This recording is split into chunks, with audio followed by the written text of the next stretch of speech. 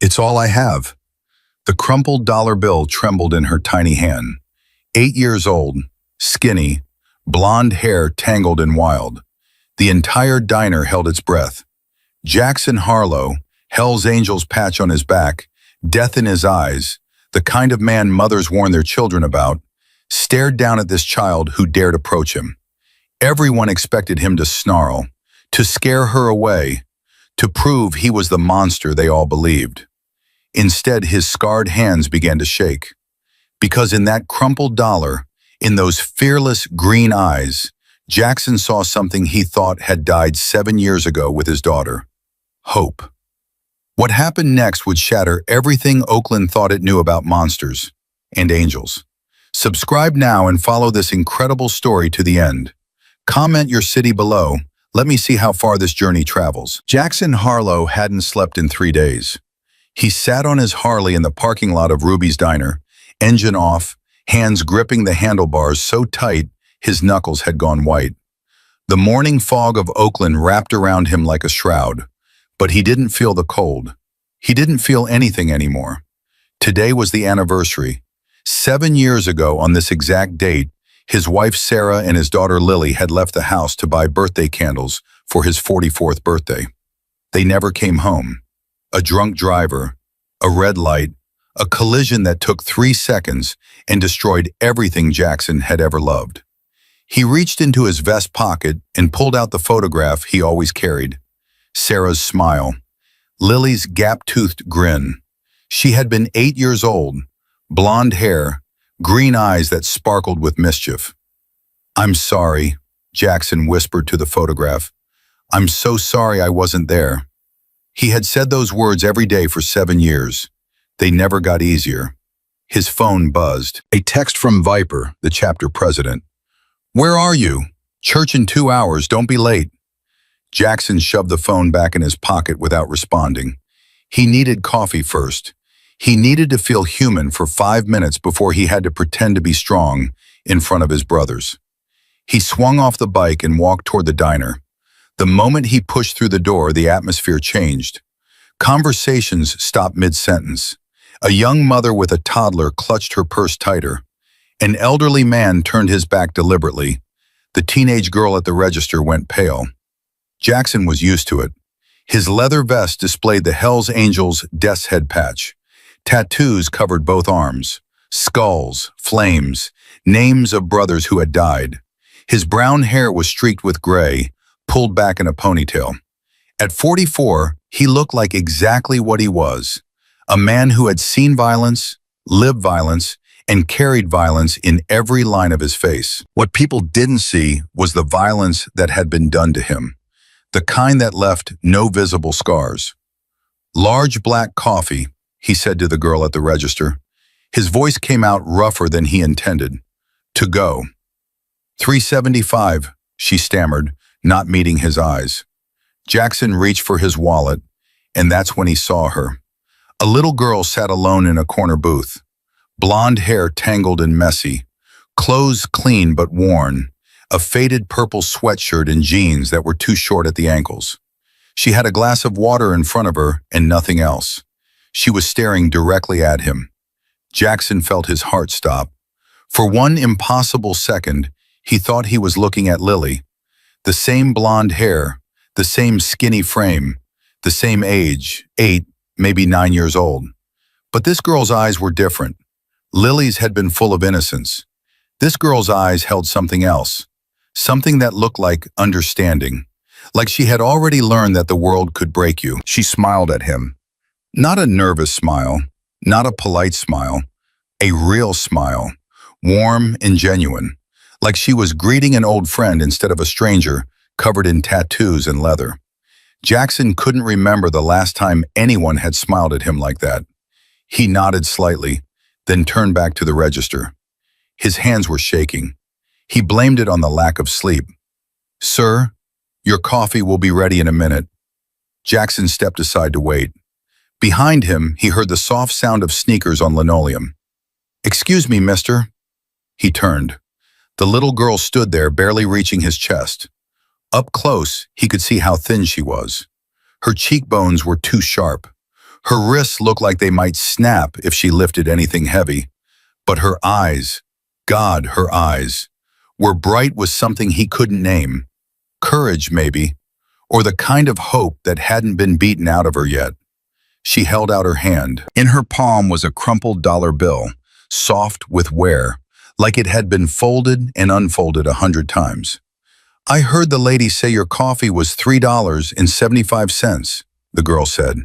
"I only have $1, so I can't pay for all of it, but I wanted to help." She paused, chewing her bottom lip. "You looked sad when you came in. I thought maybe something warm would make you feel better."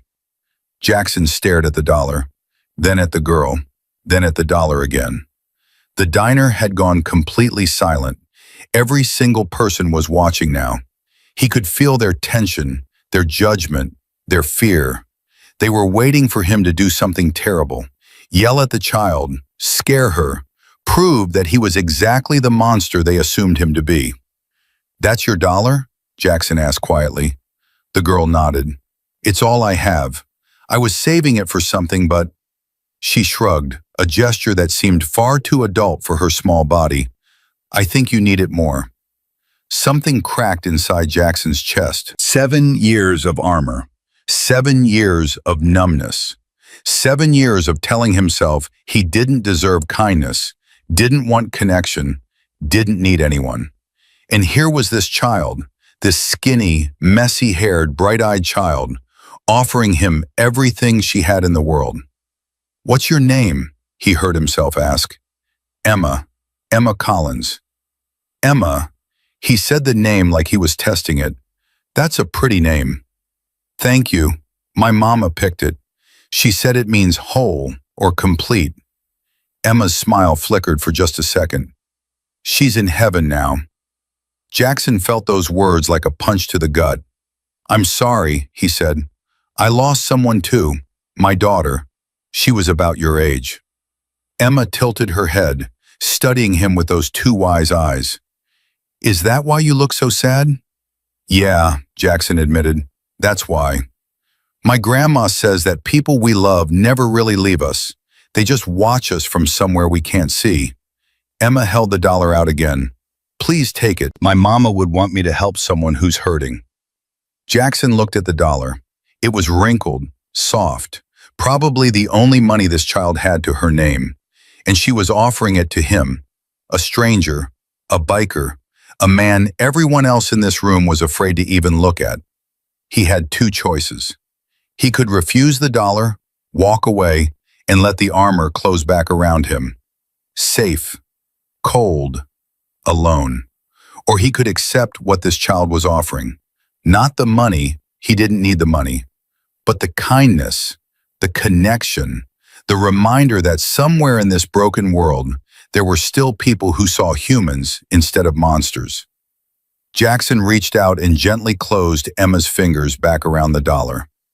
"Keep your dollar, Emma Collins," he said. "But I'll tell you what, how about I buy you breakfast instead? You look like you could use something to eat." Emma's eyes went wide. "Really?" "Really." Jackson pulled out his wallet and handed a 20 to the stunned cashier. "Another large coffee and whatever she wants for breakfast. The change is hers." The cashier blinked rapidly. Yes, sir, of course." Emma was practically bouncing on her heels. "Can I have pancakes? With extra syrup?" "You can have whatever you want." Jackson pointed to the booth Emma had been sitting in. "Go sit down. I'll bring the food over." Emma hesitated. "You're going to sit with me?" "If that's okay with you." Her face split into the biggest smile Jackson had seen in years. Yes, that's okay. That's really okay." She scurried back to the booth, sliding into her seat and watching him with barely contained excitement. Jackson became aware of the other customers staring. The mother with the toddler looked like she was about to call the police. An older man in a business suit was shaking his head in disapproval. Let them stare. Let them judge. They didn't know anything about him. But maybe, just maybe, this little girl did. The food came quickly, pancakes stacked high for Emma, black coffee for Jackson. He carried both to the booth and slid into the seat across from her. Wow, Emma breathed, staring at the pancakes. These are huge. Dig in. She didn't need to be told twice. The way she attacked those pancakes told Jackson everything he needed to know about how often this child got to eat proper meals. Slow down, he said gently. They're not going anywhere. Emma looked up, syrup on her chin. Sorry, I didn't have dinner last night. Or breakfast this morning. Jackson's jaw tightened. Where's your grandma? The one you mentioned? Working. She works really early at the office buildings downtown. Cleaning. Emma took another bite, smaller this time. I'm supposed to wait here for the school bus. It's safer than waiting at home. Why isn't it safe at home? Emma looked down at her plate. Our neighborhood isn't very nice. Grandma doesn't like me being there alone. So you wait here every morning? By yourself? The lady who owns this place is nice. She lets me sit here if I'm quiet and don't bother anyone. Emma's voice dropped. I usually just have water. I was saving that dollar for something special, but then I saw you, and what? Emma met his eyes. You reminded me of my grandpa. He had tattoos too. Everyone was scared of him, but he was the nicest person I ever knew. He used to say that the people who look the scariest on the outside are usually the softest on the inside. Jackson didn't know what to say to that. He died when I was 5, Emma continued, right before my mama got sick. Then it was just me and mama. Then mama went to heaven, and now it's just me and grandma. She tries really hard, but she's always tired, and there's never enough money, and sometimes, Emma stopped. Sometimes what? Sometimes I get scared that she's going to go to heaven too, and then I'll be all alone. Jackson set down his coffee cup. His hands were trembling again, and this time it had nothing to do with lack of sleep. Emma, look at me. She looked up. Being scared is normal. I'm scared too, sometimes. More than you'd think. He paused, weighing his words carefully. But I want you to know something. Your grandma sounds like a strong woman. She's working hard to take care of you, which means she loves you. And people who love you that much don't give up easily. How do you know? Because I had someone who loved me like that once. My wife. She never gave up on me, no matter how difficult I was. Jackson swallowed hard. When she died, I wanted to die too. For a long time, I didn't see the point of anything. But you know what? What? She would have been really angry at me for giving up. She would have told me to get off my butt and find something worth living for. He managed a small smile. I think your grandma would say the same thing to you. And I think your mama, wherever she is watching you right now and feeling really proud. Emma's eyes glistened. You think so? I know so. A tear slipped down her cheek. She wiped it away quickly with her sleeve. I miss her, she whispered. I miss her so much. I know. I miss my daughter every single day. It doesn't go away, the missing, but it changes. It becomes something you carry with you instead of something that crushes you. Emma nodded slowly. My grandma says that too. She says Mama lives in my heart now. Smart woman, your grandma. They sat in silence for a moment, Emma finishing her pancakes, Jackson drinking his coffee. It was a comfortable silence, the kind that only happened between people who understood each other's pain. The diner had returned to normal around them. People were eating, talking, living their ordinary lives. But Jackson felt like something had shifted in the universe, like this chance meeting was meant to happen. Jackson? He looked up. Emma had syrup all over her face now, but she was grinning. Yeah? Thank you for breakfast. And for talking to me. Most grown-ups don't really talk to me. They just tell me what to do. Well, I think you're worth talking to, Emma Collins. You're probably the bravest person I've met in a long time. Me? Brave? You walked up to a scary-looking stranger and offered him your last dollar. That takes guts. Emma giggled. You're not scary. You just look scary. There's a difference. Jackson laughed, actually laughed, for the first time in months. You're right. There is a difference. A horn honked outside. The school bus had arrived. Emma slid out of the booth, clutching the change from Jackson's 20 in her small hand. "I have to go, but," she hesitated. "Will you be here tomorrow?" Jackson should have said no. He had club business, responsibilities, a life that didn't include having breakfast with an 8-year-old orphan. But looking at Emma's hopeful face, he couldn't do it. "I'll be here," he said. "Same time?" "Same time," Emma beamed. "Bye, Jackson." She ran toward the door, then stopped and turned around. Before Jackson could react, she darted back to the booth and threw her arms around him in a quick, fierce hug. "Thank you," she whispered into his chest, "for seeing me." Then she was gone, sprinting out the door to catch her bus, blonde hair flying behind her. Jackson sat frozen in the booth. For seeing me. When was the last time anyone had thanked him for that? When was the last time he had actually seen anyone? He pulled out the photograph of Sarah and Lily, looked at their smiling faces. "I think I just met someone special," he murmured to the picture. "I don't know what it means yet, but I think maybe you sent her to me." His phone buzzed again. Viper. "Church in 1 hour. Everything okay, brother?" Jackson texted back. "Everything's fine. I'll be there." He slipped the photograph back into his pocket and stood up. The waitress, an older woman with kind eyes who had been watching the whole exchange, approached with a coffee pot. "Refill?" "No thanks, I need to get going." The waitress nodded, then said quietly, "That was a good thing you did. That little girl comes in here every morning, sits alone, doesn't talk to anyone. I've never seen her smile like that before. She gave me her last $1, Jackson said I looked like I needed something warm." The waitress's eyes filled with tears. "She's a special one, that Emma. Been through more than any child should. Her grandmother's a saint, but she's struggling something terrible. I've been worried about both of them." Jackson reached into his wallet and pulled out a $50 bill. "Put this on their account. For breakfast. Don't tell them where it came from." The waitress took the money with shaking hands. "Mister, I don't know who you are, but you might have just restored my faith in humanity." "I'm nobody," Jackson said. "Just a guy who got offered $1 by a kid with more heart than this whole city combined." He walked out of the diner and climbed back on his Harley. The fog was burning off now, the sun breaking through in pale yellow streaks. 7 years of darkness, 7 years of emptiness, 7 years of believing he had nothing left to give and no one left to give it to. And then a little girl had walked up to him with a crumpled dollar bill and reminded him what it felt like to be human.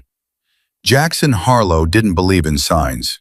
He didn't believe in fate or God or any of that stuff Sarah used to talk about.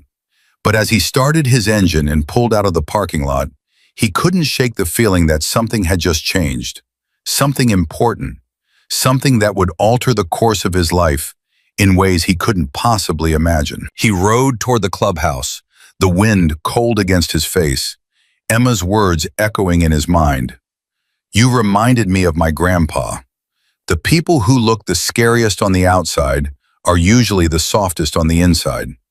Jackson Harlow was a Hell's Angel, a biker, a man who had lived by violence and expected to die by it. But this morning, for the first time in 7 years, he wondered if maybe, just maybe, there was another path. A path that started with a crumpled dollar bill and a little girl who saw him as human. The clubhouse loomed ahead. Jackson pulled into the lot, killed the engine, and sat for a moment in the sudden silence. His phone buzzed. This time it wasn't Viper. It was an unknown number. A text that would change everything. "This is Ruth Collins, Emma's grandmother. The waitress at Ruby's gave me your number. I don't know who you are or why you helped my granddaughter today, but I need to talk to you. It's urgent. Please call me." Jackson stared at the message. His heart began to pound. What had he gotten himself into? And more importantly, why did it feel like exactly where he was supposed to be? He took a deep breath, pocketed his phone, and walked into the clubhouse. But his mind wasn't on church or club business, or any of the things that had defined his life for the past 2 decades. His mind was on a crumpled dollar bill and a little girl named Emma who had somehow, impossibly, found a crack in his armor. Jackson didn't make the call until after church. He sat through 2 hours of club business without hearing a single word. Viper talked about territory disputes. Brick reported on the charity-run numbers. Someone mentioned a problem with a rival club pushing into East Oakland. None of it mattered. All Jackson could think about was the text message burning a hole in his pocket. "I need to talk to you. It's urgent." What could Emma's grandmother possibly need from him? He was a stranger, a biker who had bought her granddaughter pancakes. That was all. But the word urgent kept echoing in his mind. The moment church ended, Jackson walked outside and pulled out his phone. His thumb hovered over the call button for a long moment. Then he pressed it. The phone rang twice before a woman answered. Her voice was tired, strained, but polite. "Hello? Mrs. Collins? This is Jackson Harlow. You texted me earlier about Emma." A long pause, then a shaky exhale. "Thank you for calling. I wasn't sure you would. You said it was urgent. Is Emma okay?" "Emma's fine. She's at school right now. She couldn't stop talking about you this morning. The nice man who bought her pancakes. The man who listened to her." Ruth's voice cracked. "She said you lost a daughter, that you understood her." Jackson's chest tightened. "I do understand her, more than I wish I did." "Mr. Harlow, I need to ask you something, and I need you to be honest with me. I know who you are. I know what that patch on your back means. I've lived in Oakland my whole life. I know the Hells Angels." "Then you know I'm not the kind of person most grandmothers want around their granddaughters." "That's what I thought too, until I heard Emma talk about you." Ruth paused. "She said you have kind eyes. She said you looked at her like she was a real person, not just a kid in the way. Do you know how rare that is for her? Do you know how long it's been since anyone really saw my granddaughter?" Jackson didn't answer. "Her mother, my daughter, died 8 months ago. Overdose. Emma found her body. She was 7 years old, and she found her mother dead on the bathroom floor." Jesus. "Since then, Emma hasn't smiled. She hasn't laughed. She barely speaks at school. Her teachers are worried. I'm worried. I've been praying every night for someone to reach her, because I can't. I'm too tired, too old, too broken myself." Ruth's voice dropped to a whisper. "And then today, for the first time in 8 months, my granddaughter came home smiling. Because of you." Jackson gripped the phone tighter. "Mrs. Collins. Ruth, please call me Ruth. Ruth, I'm not a good man. I've done things that would make you sick. I'm not someone who should be around children. Did you hurt my granddaughter today?" "No." "Did you scare her?" "No." "Did you make her feel safe?" Jackson closed his eyes. "I think so. I hope so." "Then I don't care what patch you wear. I don't care what the world says about you. I care about my granddaughter. And right now she's asking if she can see you again." Ruth took a shuddering breath. "I know I have no right to ask this. You're a stranger. You have your own life. But I'm begging you, please don't disappear on her. She's already lost too many people." Jackson leaned against his bike, the phone pressed to his ear. Behind him, he could hear his brothers laughing inside the clubhouse. His life, his world, everything that had defined him for 20 years. And then there was Emma, a skinny little girl with tangled hair and a crumpled dollar bill. A child who had looked at him and seen something no one else did.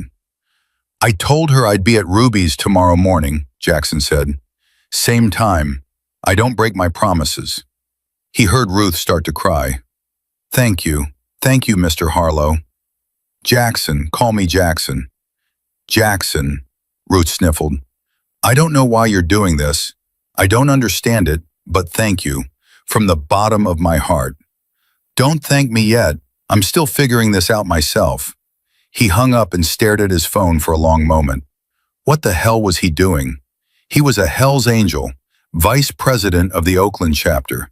He had blood on his hands and darkness in his past, and absolutely no business being anyone's role model.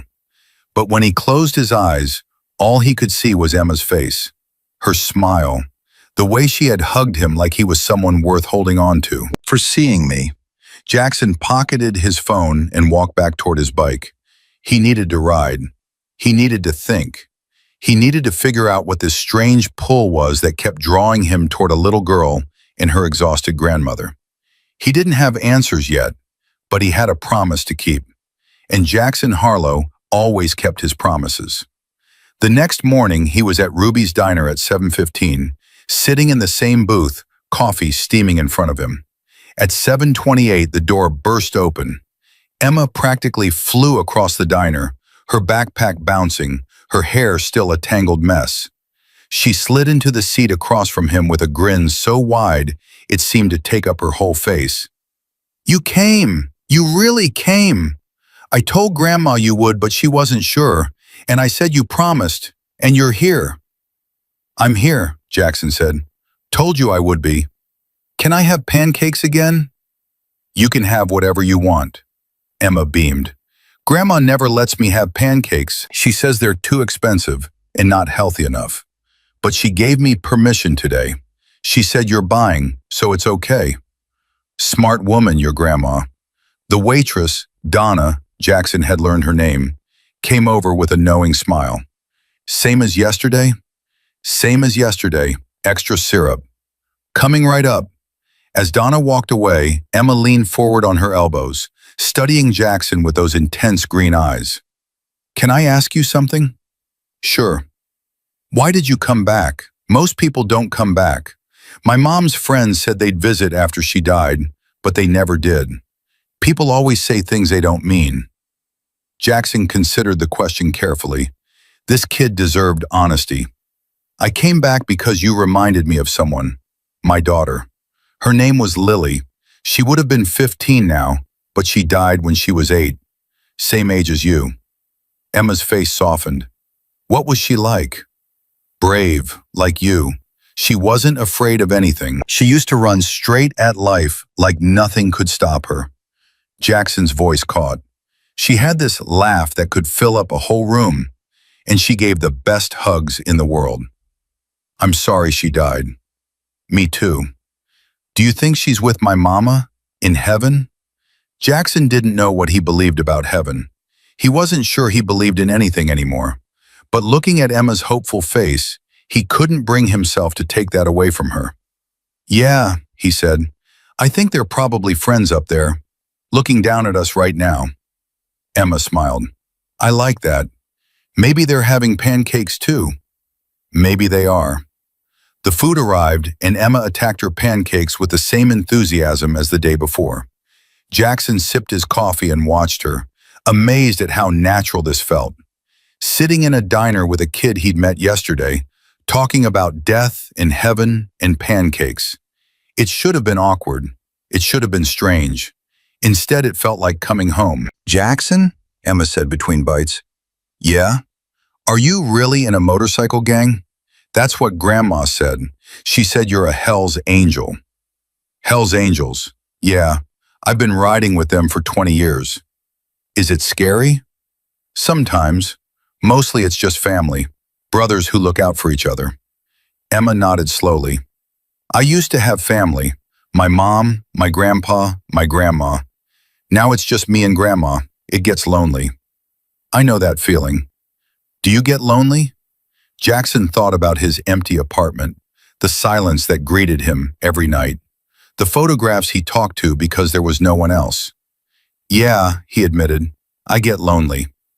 "Maybe we can be lonely together," Emma said matter-of-factly. "That way neither of us has to be lonely alone." Jackson stared at her. This kid, this incredible, heartbreaking, wise beyond her years kid. "You know what, Emma Collins? I think that's the smartest thing anyone's ever said to me." She grinned, syrup dripping down her chin. "Grandma says I'm too smart for my own good." Grandma's right. The school bus horn honked outside. Emma jumped up, grabbing her backpack. "Same time tomorrow?" she asked breathlessly. "Same time tomorrow." She hesitated, then threw her arms around him again. "Thank you, Jackson, for not being lonely alone with me." Then she was gone, sprinting out the door. Jackson sat in the booth for a long time after she left. Donna came by with the coffee pot. "Refill?" "Please." She poured, then lingered. "That little girl's been coming here for months. Never seen her this happy. Whatever you're doing, keep doing it." "I don't know what I'm doing," Jackson admitted. "Sometimes that's when we do our best work." She walked away, and Jackson pulled out his phone. He stared at the screen for a moment, then typed a text to Ruth. "Breakfast went well. Same time tomorrow. Every day if she wants." The response came 30 seconds later. "She wants. Thank you, Jackson. You have no idea what this means to us." He put the phone away and finished his coffee. Every day. He had just committed to seeing this child every single day. What was he doing? But even as the doubt crept in, another part of him, a part he thought had died with Sarah and Lily, whispered something different. "You're doing exactly what you're supposed to do." The days turned into weeks. Every morning, Jackson was at Ruby's by 7:15. Every morning, Emma burst through the door at 7:28. They had pancakes. They talked. They laughed. Jackson learned that Emma's favorite color was purple, that she wanted to be a veterinarian when she grew up, that she was terrified of thunderstorms but pretended not to be because she didn't want to worry her grandma.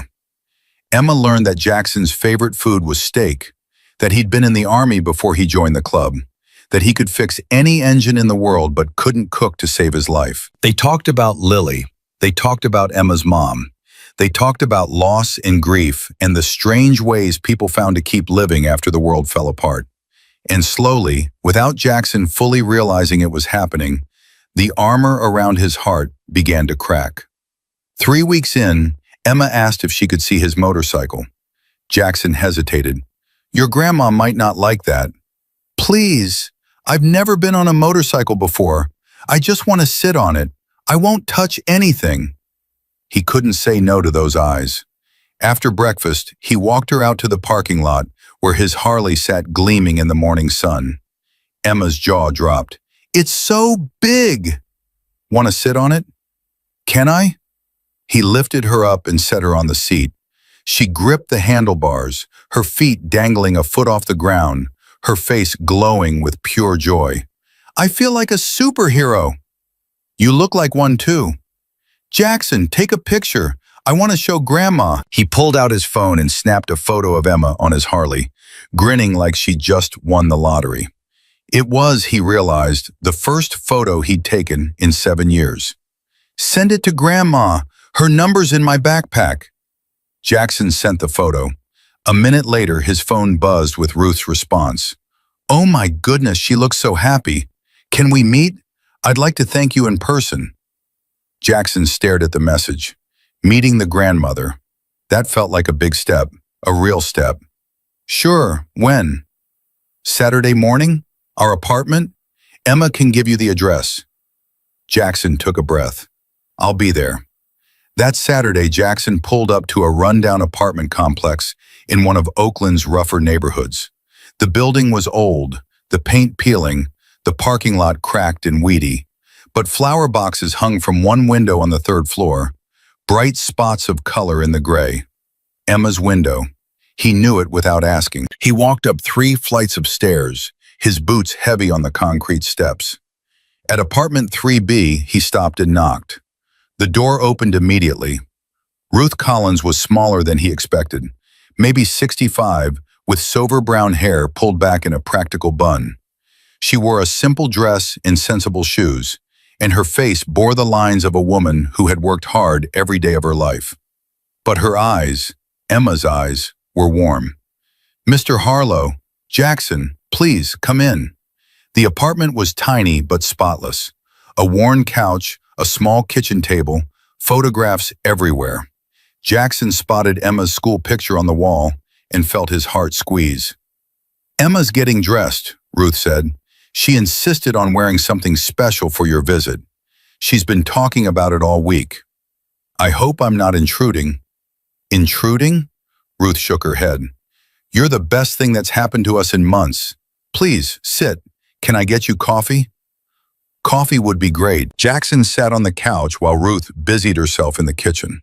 A minute later, she handed him a cup and sat across from him. I owe you an apology, she said. For what? For judging you. When I first saw that picture, Emma, on your motorcycle, my heart stopped. All I could think was, what have I done? What kind of man is this? I was terrified. That's a normal reaction. Maybe, but then I looked at Emma's face, and I realized I haven't seen her that happy since before my daughter got sick. Ruth's voice trembled. Watching Emma lose her mother was the worst thing I've ever been through. And then watching her disappear inside herself, stop talking, stop smiling, stop being a child, that was almost worse. I didn't know how to reach her. I tried everything. Nothing worked. Kids process grief differently. Yes, but you got through to her. You, a stranger, a biker, a man covered in tattoos. Ruth met his eyes. You want to know what Emma said about you? She said, Grandma, he listens to me like I matter, like what I think is important. That's what you gave her, the feeling that she matters. Jackson didn't know what to say. His throat was tight. I don't know your story, Ruth continued. I don't know what brought you to that diner that morning, but I believe in God, Mr. Harlow, and I believe he puts people in our path for a reason. You were put in Emma's path. I don't understand it, but I'm grateful for it. Before Jackson could respond, a door burst open down the hall. Jackson! Emma came running out in a purple dress, her hair actually brushed for once, a huge smile on her face. She launched herself at him, and he caught her in a hug. You came to our house. You're really here. Told you I would. Do you like it? It's small, but Grandma keeps it really clean, and I have my own room, and you can see the park from my window. It's perfect, Jackson said, and he meant it. They spent the morning together, Jackson, Emma, and Ruth. They talked. They laughed. Ruth made sandwiches for lunch, and Emma insisted on sitting next to Jackson at the tiny kitchen table. It felt like family. Not the family Jackson had lost, not a replacement for Sarah and Lily. Something different, something new, something that scared him more than anything had in years. As he was leaving, Ruth walked him to the door. Jackson, wait. He turned. Ruth looked up at him, this small woman with tired eyes and calloused hands. I know you have your own life, your club, your responsibilities. I'm not asking you to change any of that, but Emma, she paused, Emma is going to love you, if she doesn't already. And if you're going to walk away eventually, I need you to do it now, before she gets too attached, before losing you destroys her. Jackson understood what she was asking. It was fair. It was more than fair. Ruth, I can't promise I'll be perfect. I can't promise I won't make mistakes. My life is complicated, and I have darkness in my past that you don't want to know about. I'm not asking for perfect. I know. What I can promise is this. I won't abandon her.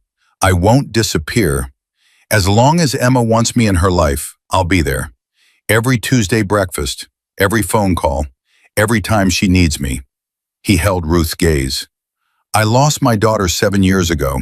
I thought I'd never feel like a father again. But Emma, his voice broke, Emma makes me want to be better. For the first time in 7 years, she makes me want to live. Ruth's eyes filled with tears.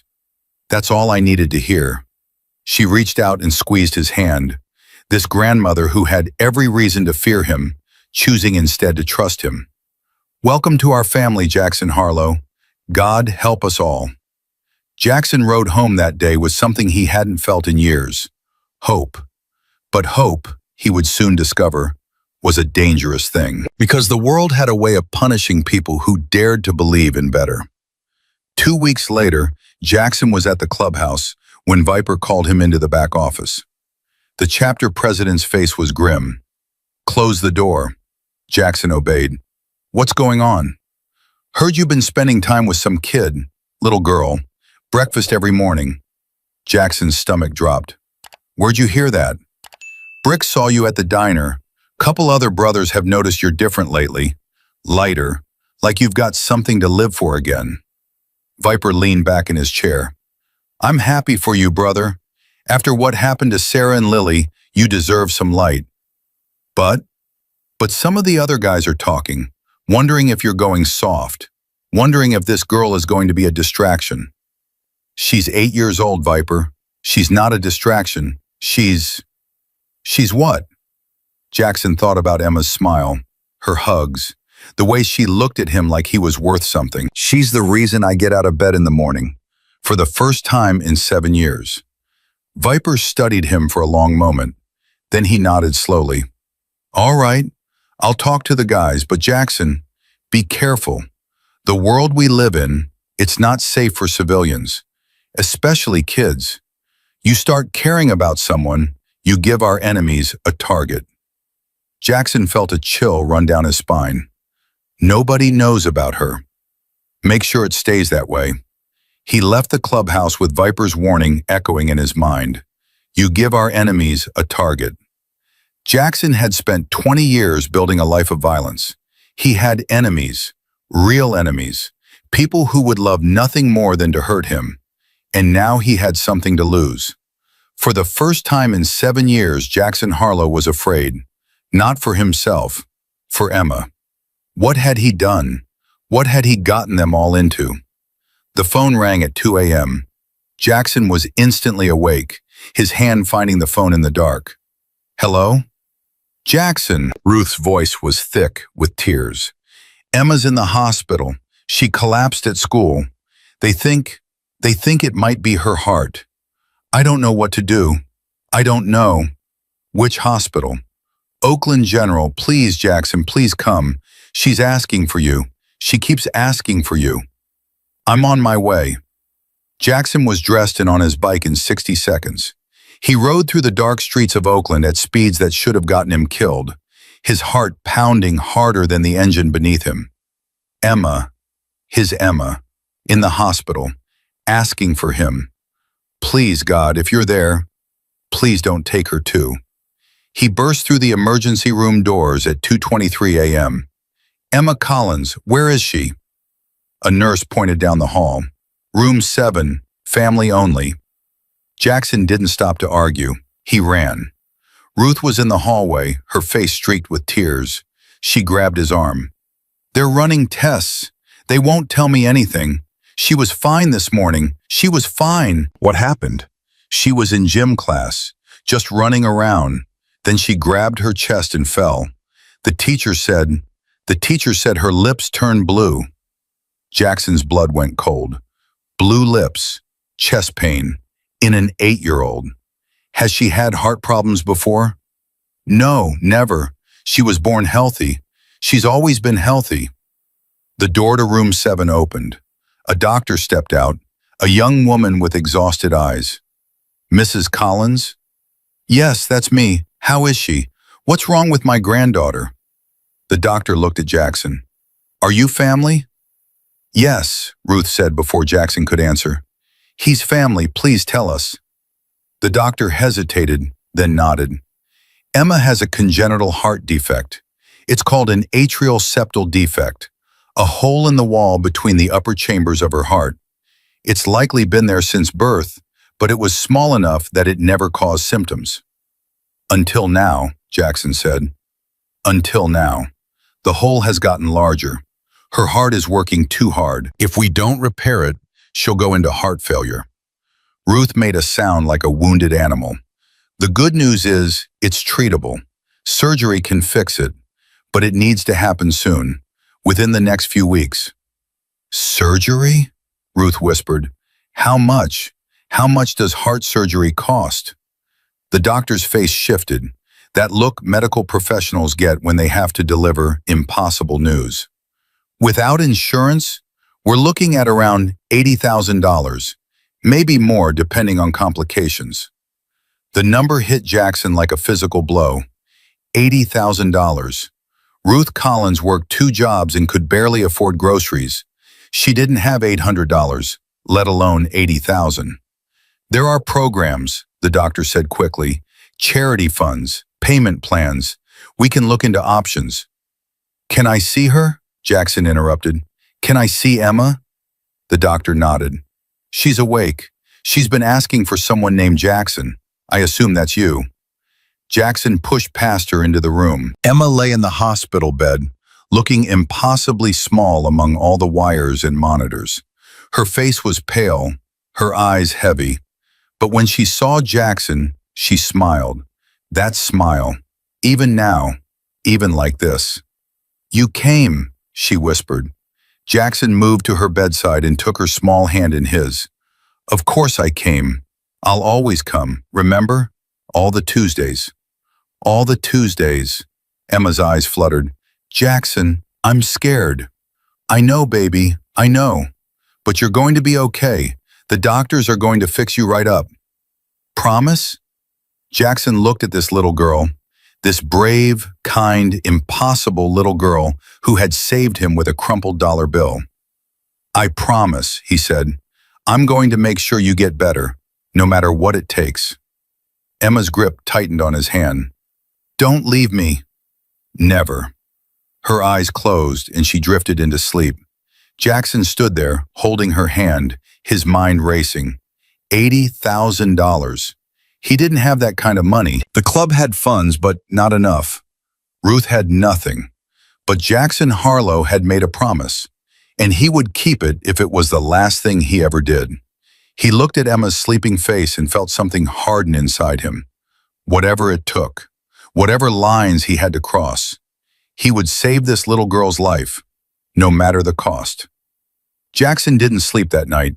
He sat in the hospital waiting room until dawn, then rode straight to the clubhouse. His mind was a storm of numbers and desperation. $80,000. He had maybe $12,000 in savings. Nowhere near enough. Viper was already there, nursing a cup of coffee. He took one look at Jackson's face and set the cup down. What happened?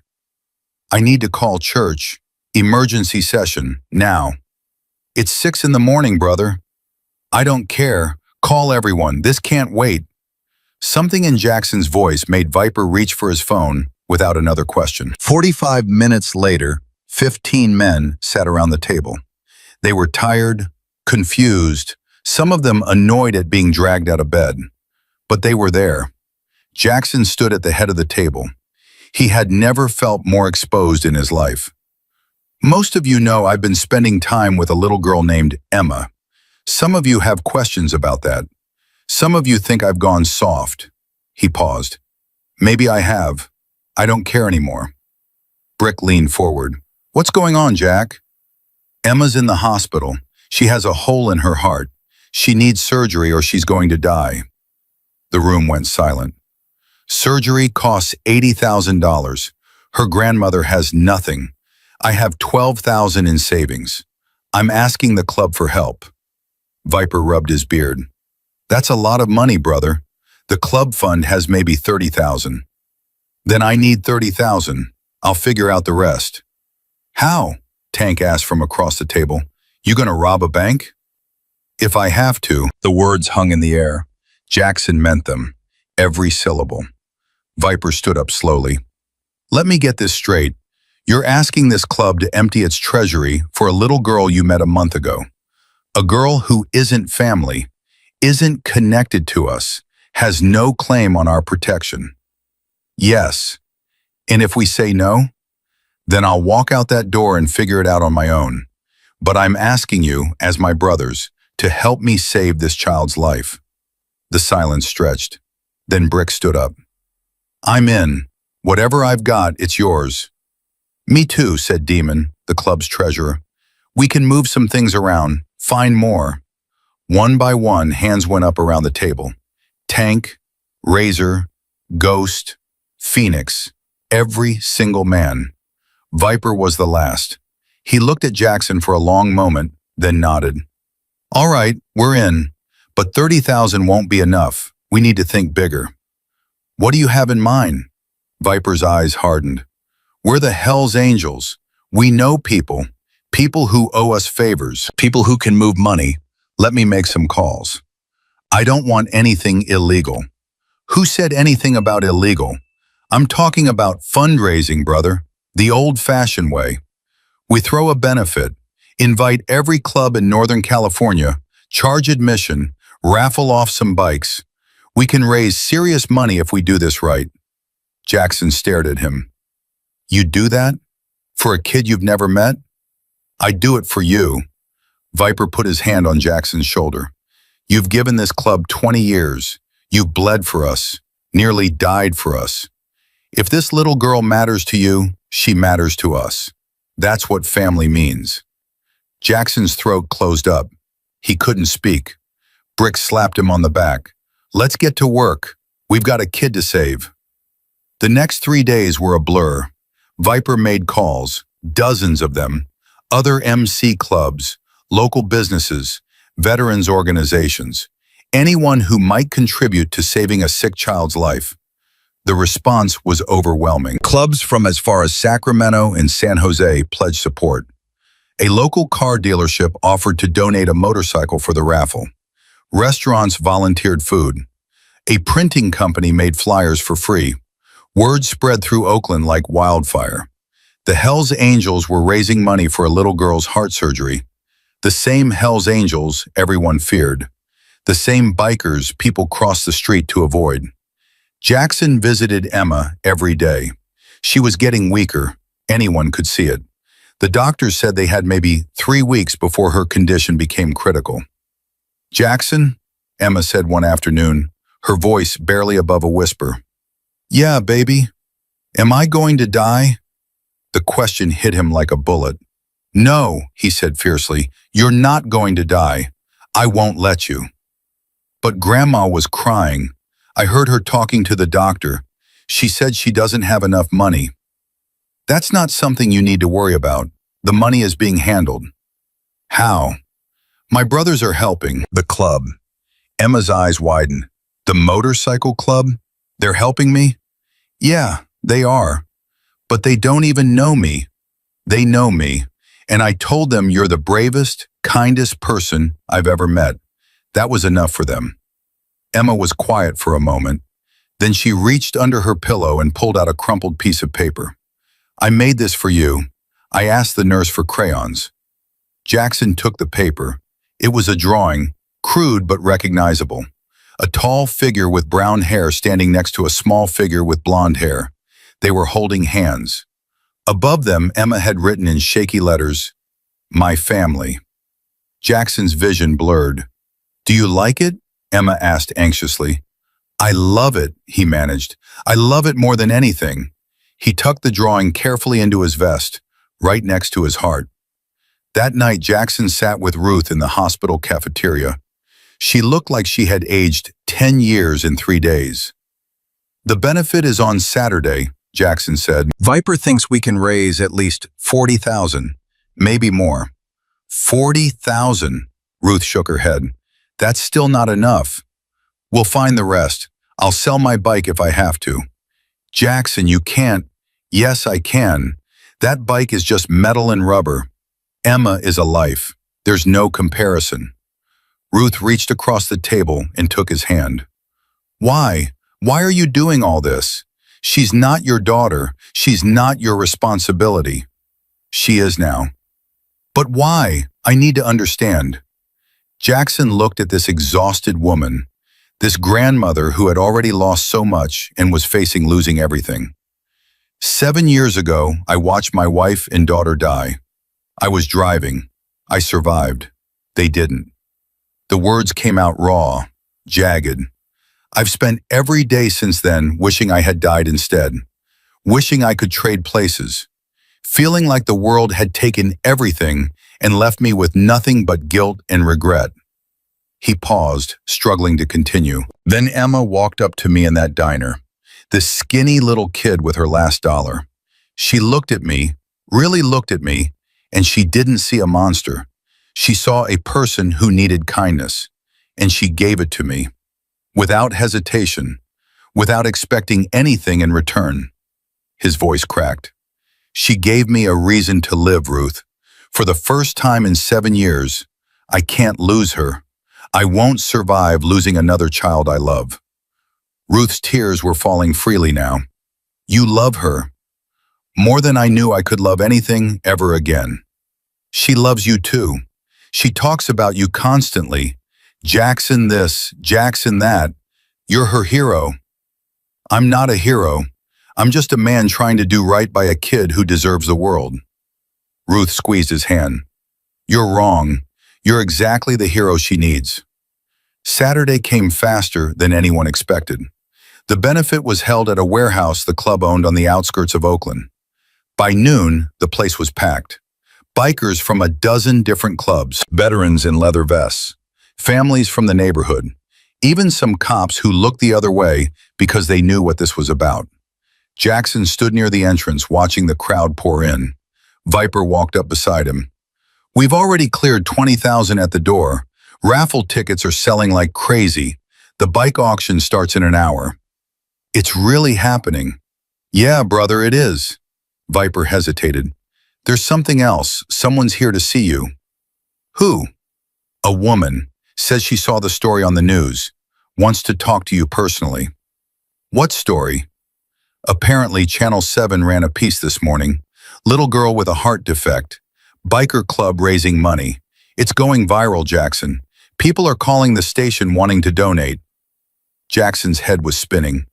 Where's this woman? Outside, by your bike. Jackson pushed through the crowd and stepped outside. A woman stood near his Harley, maybe 50 years old, elegant, expensive clothes. She looked completely out of place among the leather and chrome. Mr. Harlow? Yeah, who are you? My name is Catherine Wells. I saw the news story about Emma this morning. Okay, you want to donate? There's a table inside. I want to pay for the surgery, all of it. Jackson froze. What? The entire surgery, whatever it costs, I'll cover it. Lady, that's $80,000, maybe more. I know. You don't even know us. You don't know Emma. Catherine Wells smiled, but it was a sad smile. I know loss, Mr. Harlow. I had a daughter too. She died of leukemia when she was 9 years old. There was nothing I could do. No amount of money could save her. Her voice trembled. But I can save Emma. I can make sure her grandmother doesn't have to bury her grandchild the way I buried mine. Jackson didn't know what to say. He didn't know how to process what was happening. Why? He finally asked. Why would you do this for strangers? Because 20 years ago, I would have given everything for someone to save my daughter. No one could, but I can save yours. Catherine reached into her purse and pulled out an envelope. This is a cashier's check for $100,000. It should cover the surgery and any complications. If there's anything left over, start a college fund. She pressed the envelope into Jackson's hands. Tell Emma that Angela says hello. My daughter. She's in heaven now, but I like to think she led me here today. Jackson looked at the check. $100,000. Enough to save Emma's life, and then some. I don't know how to thank you. Live well. Let Emma live well. That's all the thanks I need. Catherine Wells turned and walked toward a black Mercedes parked across the street. She got in, and the car pulled away. Jackson stood there holding an envelope that contained a miracle. His phone buzzed. A text from Ruth. Emma's asking for you. She's getting weaker. Please come. Jackson didn't even go back inside. He climbed on his bike and rode straight to the hospital. He found Ruth in the hallway, her face streaked with tears. What happened? Is she okay? The doctor just left. They said she needs the surgery within the next week. Her heart is failing faster than they expected. Then we schedule it, right now. Jackson, we don't have... He pressed the envelope into her hands. Yes, we do. Ruth opened it. When she saw the check, her knees buckled. Jackson caught her. 100,000? How? Where did this come from? An angel, a real one.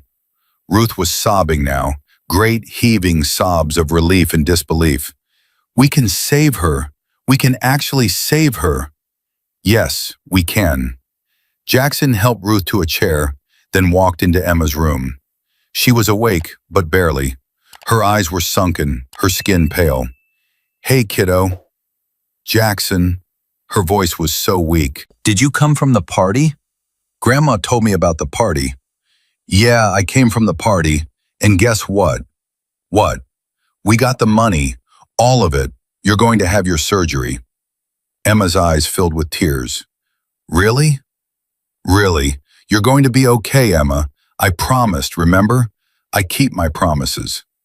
She reached for his hand, and he took it, holding it gently. "I'm scared," she whispered. "I know, but I'm going to be right here, the whole time. When you go to sleep for the surgery, I'll be waiting. When you wake up, I'll be the first face you see. Promise?" "All the Tuesdays." She smiled weakly. "All the Tuesdays." The surgery was scheduled for Thursday. The next 4 days were the longest of Jackson's life. He barely slept. He barely ate. He spent every possible moment at the hospital, sitting with Emma, talking to her, reading her stories. Ruth was there too, of course, but she and Jackson had developed an unspoken rhythm. They took turns. They supported each other. They became a team in a way neither of them had expected. Wednesday night, the night before the surgery, Jackson sat alone with Emma. Ruth had gone home to get a few hours of sleep. "Jackson?" "Yeah, baby." "If I die tomorrow, will you take care of Grandma?" Jackson's heart shattered. "You're not going to die." "But if I do, will you promise?" He looked at this brave little girl, this child who was facing her own mortality with more courage than most adults could muster. "I promise, but you're not going to die, Emma. You're going to grow up. You're going to be a veterinarian. You're going to have a long, beautiful life." "Will you be in it? My life?" "Every single day." Emma smiled, satisfied. "Good, because you're my family now. Grandma says so. She says you're stuck with us." "Best thing I've ever been stuck with." Emma's eyes were drooping. "Will you stay? Until I fall asleep?" "I'm not going anywhere." He held her hand as her breathing slowed, as her eyes closed, as she drifted into sleep. Tomorrow doctors would cut open her chest and fix her broken heart.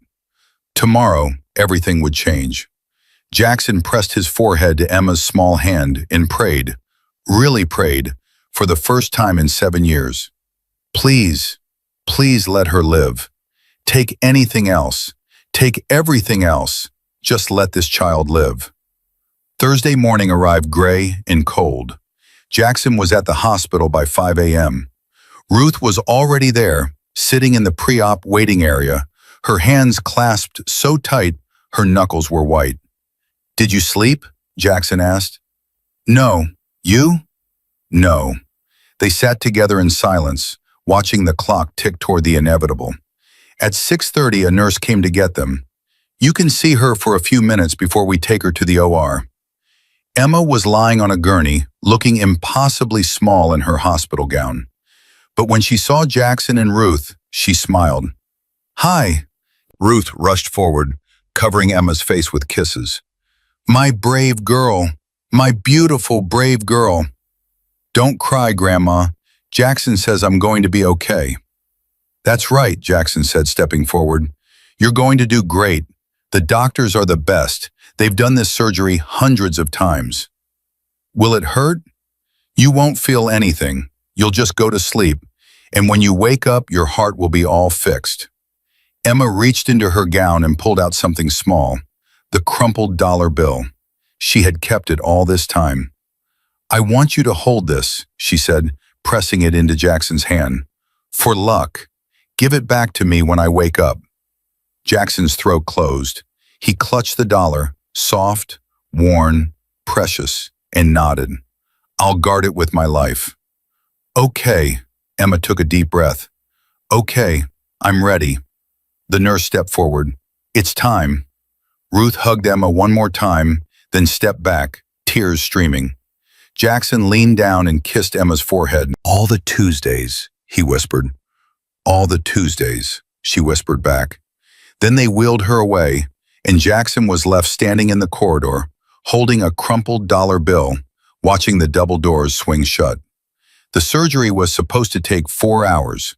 Jackson and Ruth sat in the waiting room. They didn't talk much. What was there to say? Every minute felt like an hour. Every sound made them jump. Other families came and went. Good news, bad news, life continuing for everyone else while theirs hung in the balance. At the 2-hour mark, a nurse came out. Just an update, everything's proceeding normally. Should be another 2 hours or so. Ruth grabbed Jackson's hand and squeezed. He squeezed back. At the 3-hour mark, Viper showed up with coffee.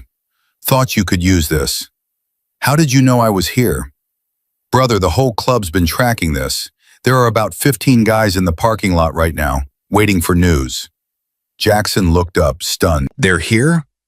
Of course they're here. Emma's one of us now. Didn't you get that memo? For the first time all day, Jackson almost smiled. At the 4-hour mark, the double doors opened. A surgeon walked out, still in his scrubs, his mask pulled down around his neck. Jackson couldn't read his expression. He shot to his feet, Ruth beside him. Mrs. Collins? Mr. Harlow? How is she? Ruth's voice was barely a whisper. The surgeon smiled. The surgery was a complete success. We repaired the defect. Emma's heart is functioning normally.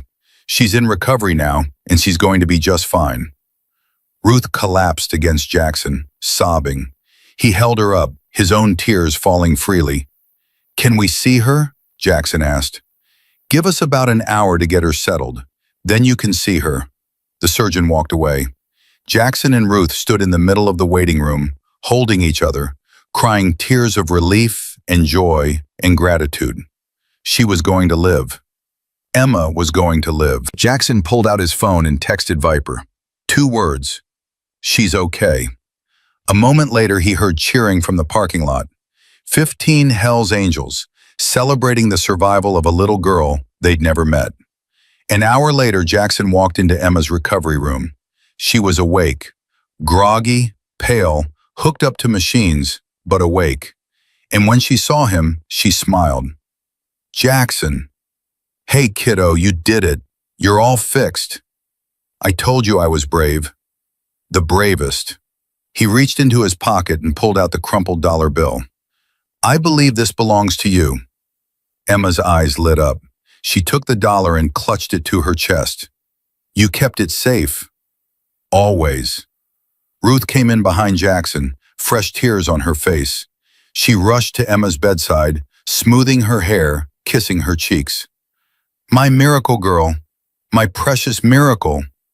Emma looked from her grandmother to Jackson and back again. Her face was tired but happy.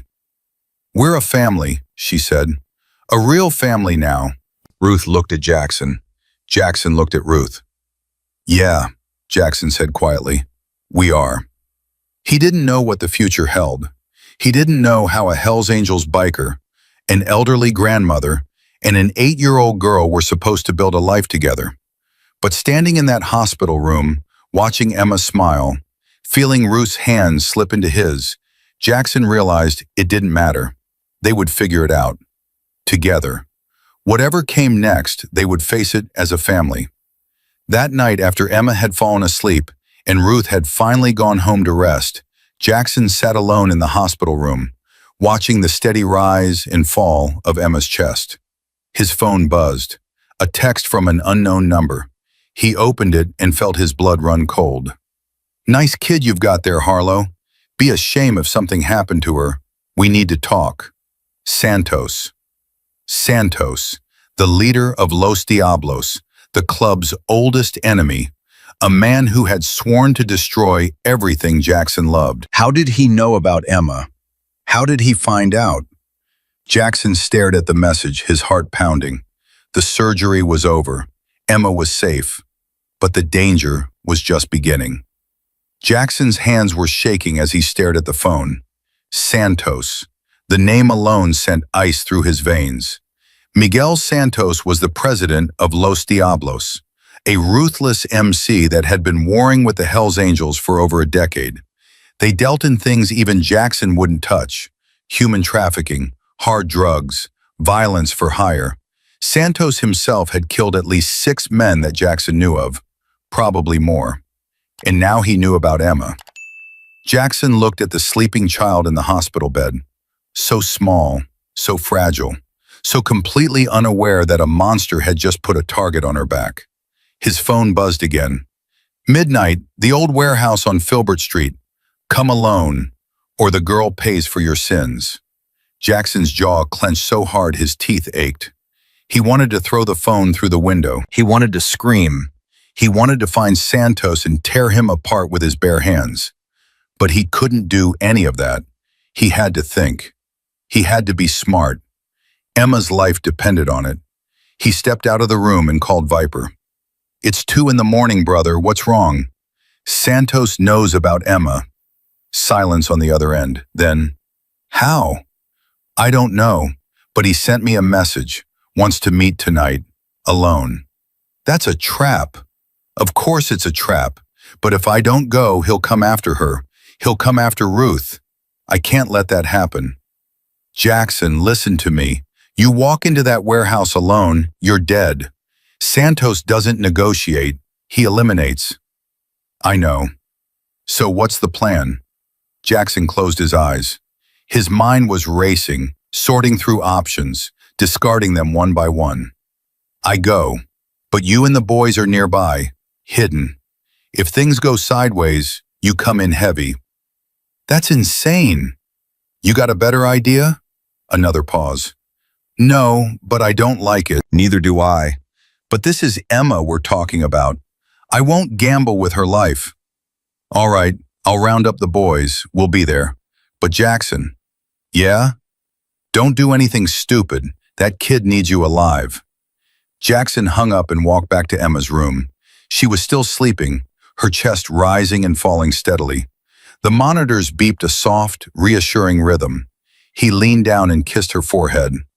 I'll keep you safe, he whispered, no matter what. Then he walked out of the hospital and into the night. The warehouse on Filbert Street was abandoned, had been for years. It used to be a cannery back in the day, but now it was just rotting metal and broken windows, the kind of place where bad things happen to good people. Jackson arrived at 11:45.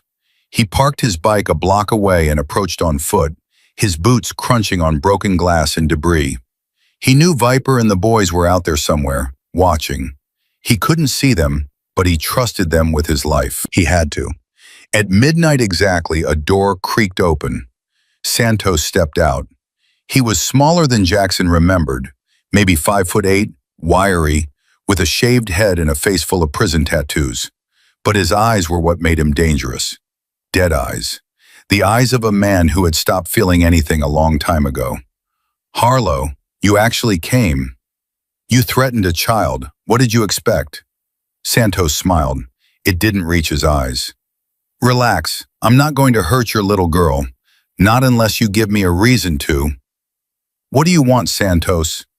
Straight to business. I always liked that about you.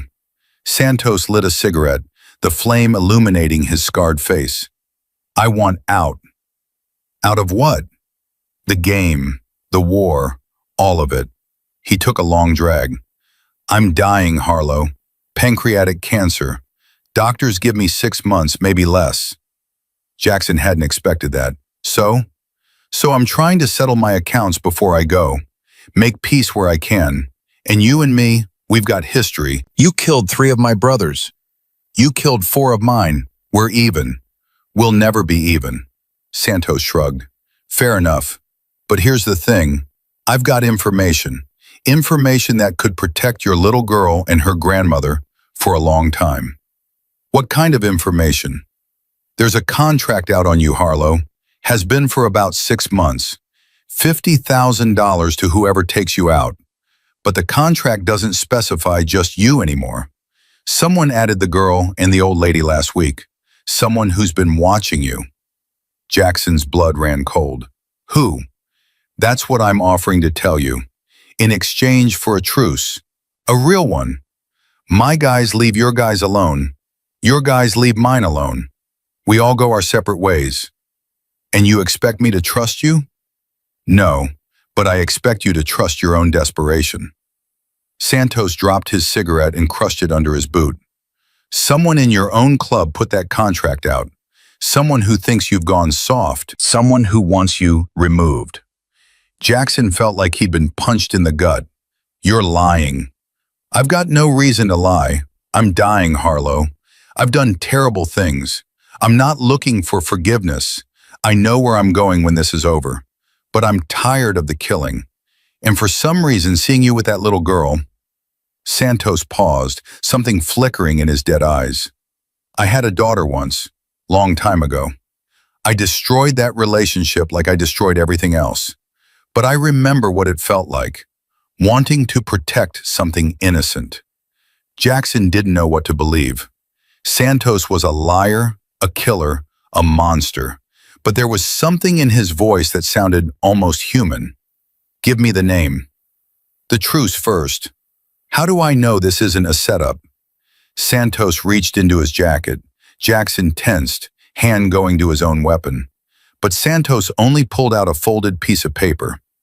This is everything I know. Names, dates, proof. Take it, read it, then decide if you want peace or war. He held out the paper. Jackson hesitated. Every instinct screamed that this was a trap. But if Santos was telling the truth, if someone in the club had betrayed him, he took the paper. Santos stepped back. Smart man. Read it somewhere safe. And Harlow? What? That little girl is lucky to have you. Don't waste your second chance like I wasted mine. Santos turned and walked back into the warehouse. A moment later, Jackson heard the sound of a car engine starting somewhere behind the building. He stood there in the darkness, the paper burning in his hand. Someone in the club had betrayed him. Someone wanted Emma dead. He unfolded the paper and read the name written there. His heart stopped. Brick. Not possible. Brick had been his friend for 15 years. They had ridden together, bled together, saved each other's lives more times than Jackson could count. Brick had been one of the first to volunteer when Emma needed help. But the evidence on the paper was damning. Bank transfers, recorded phone calls, a trail that led directly to the man Jackson had trusted like a brother. Jackson's hands were shaking as he walked back to his bike. Viper emerged from the shadows, weapon drawn. You okay? What happened? Jackson handed him the paper without a word. Viper read it. His face went pale. This can't be right. That's what I thought. Brick? He's been with us for 20 years. He's family. Apparently not. Viper crumpled the paper in his fist. We need to verify this. Santos could be playing us, trying to tear the club apart from the inside. Or he could be telling the truth. And if he is, my daughter is in danger from someone I trusted with my life. She's not your daughter, Jack. Jackson turned on him, fury blazing in his eyes. Yes, she is. In every way that matters, she is my daughter. And if Brick put a contract on her head, I will end him myself. Viper held up his hands. Easy, brother. I'm not arguing. I'm just saying we need to be smart about this. If we move on Brick without proof, we tear the club apart. If we don't move and Santos is telling the truth, Emma dies. Then we get proof. Tonight. They rode back to the clubhouse as the sun was starting to rise. Most of the brothers were still asleep, but Demon was in the office going over the books. I need you to trace some bank transfers, Jackson said, handing him the paper. These account numbers. Find out where the money went. Demon looked at the paper, then at Jackson. This is going to take a few hours. You have one. Jackson paced the clubhouse like a caged animal while Demon worked. Viper stayed close, watching, waiting. At 7:15, Demon called them back.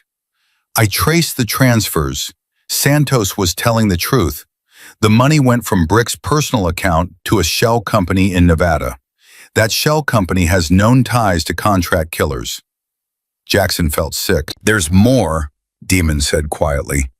Brick made a phone call 3 days ago to a number associated with Los Diablos. The call lasted 12 minutes. He's been feeding them information, Viper said, his voice heavy with disbelief. That's how Santos knew about Emma. Brick told them. Why? Jackson demanded. Why would he do this? Demon hesitated. I found some other things. Brick's been in financial trouble for months. Gambling debts. He owes over 100,000 to some very bad people. So he sold me out for money? It looks that way. Jackson's vision went red. 20 years of brotherhood. 20 years of trust. And Brick had thrown it all away for gambling debts. Where is he?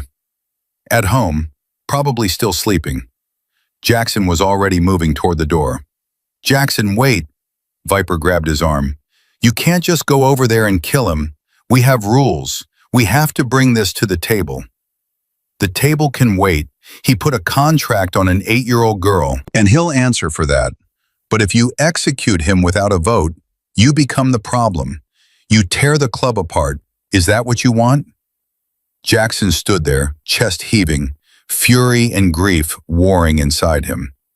Call church, he finally said. 1 hour, everyone, and bring Brick in. Don't tell him why. Viper nodded and pulled out his phone. Jackson walked outside and called Ruth. Jackson, is everything okay? You sound strange. How's Emma? She's good. The doctors are really pleased with her recovery. She might be able to come home in a few days. Don't let anyone in her room except hospital staff. No visitors. No one you don't recognize. Jackson, you're scaring me. I'll explain everything later. Just promise me you won't leave her side. I promise, but what's going on? Someone I trusted betrayed us. I'm handling it. But until I do, Emma needs to be protected. Ruth's voice was trembling. Is she in danger? Not anymore. I won't let anyone hurt her. I promise you that. He hung up and walked back inside. Church was called for 8 a.m. By 7:45, every member of the Oakland chapter was seated around the table. Brick was there too, looking confused but unconcerned. What's this about? He asked. Why the emergency session? Viper stood at the head of the table. His face was carved from stone. We have a traitor in this club. The room went silent. Men shifted uncomfortably. Eyes darted around the table. Someone has been feeding information to Los Diablos. Someone put a contract out on Jackson, and on the little girl he's been protecting. Brick's face flickered, just for a second, but Jackson caught it, the flash of guilt, the moment of panic. Who? Tank demanded. Give us a name. Viper looked at Jackson. Jackson stood up slowly, his eyes never leaving Brick's face. You want to tell them, or should I? Brick's mask cracked.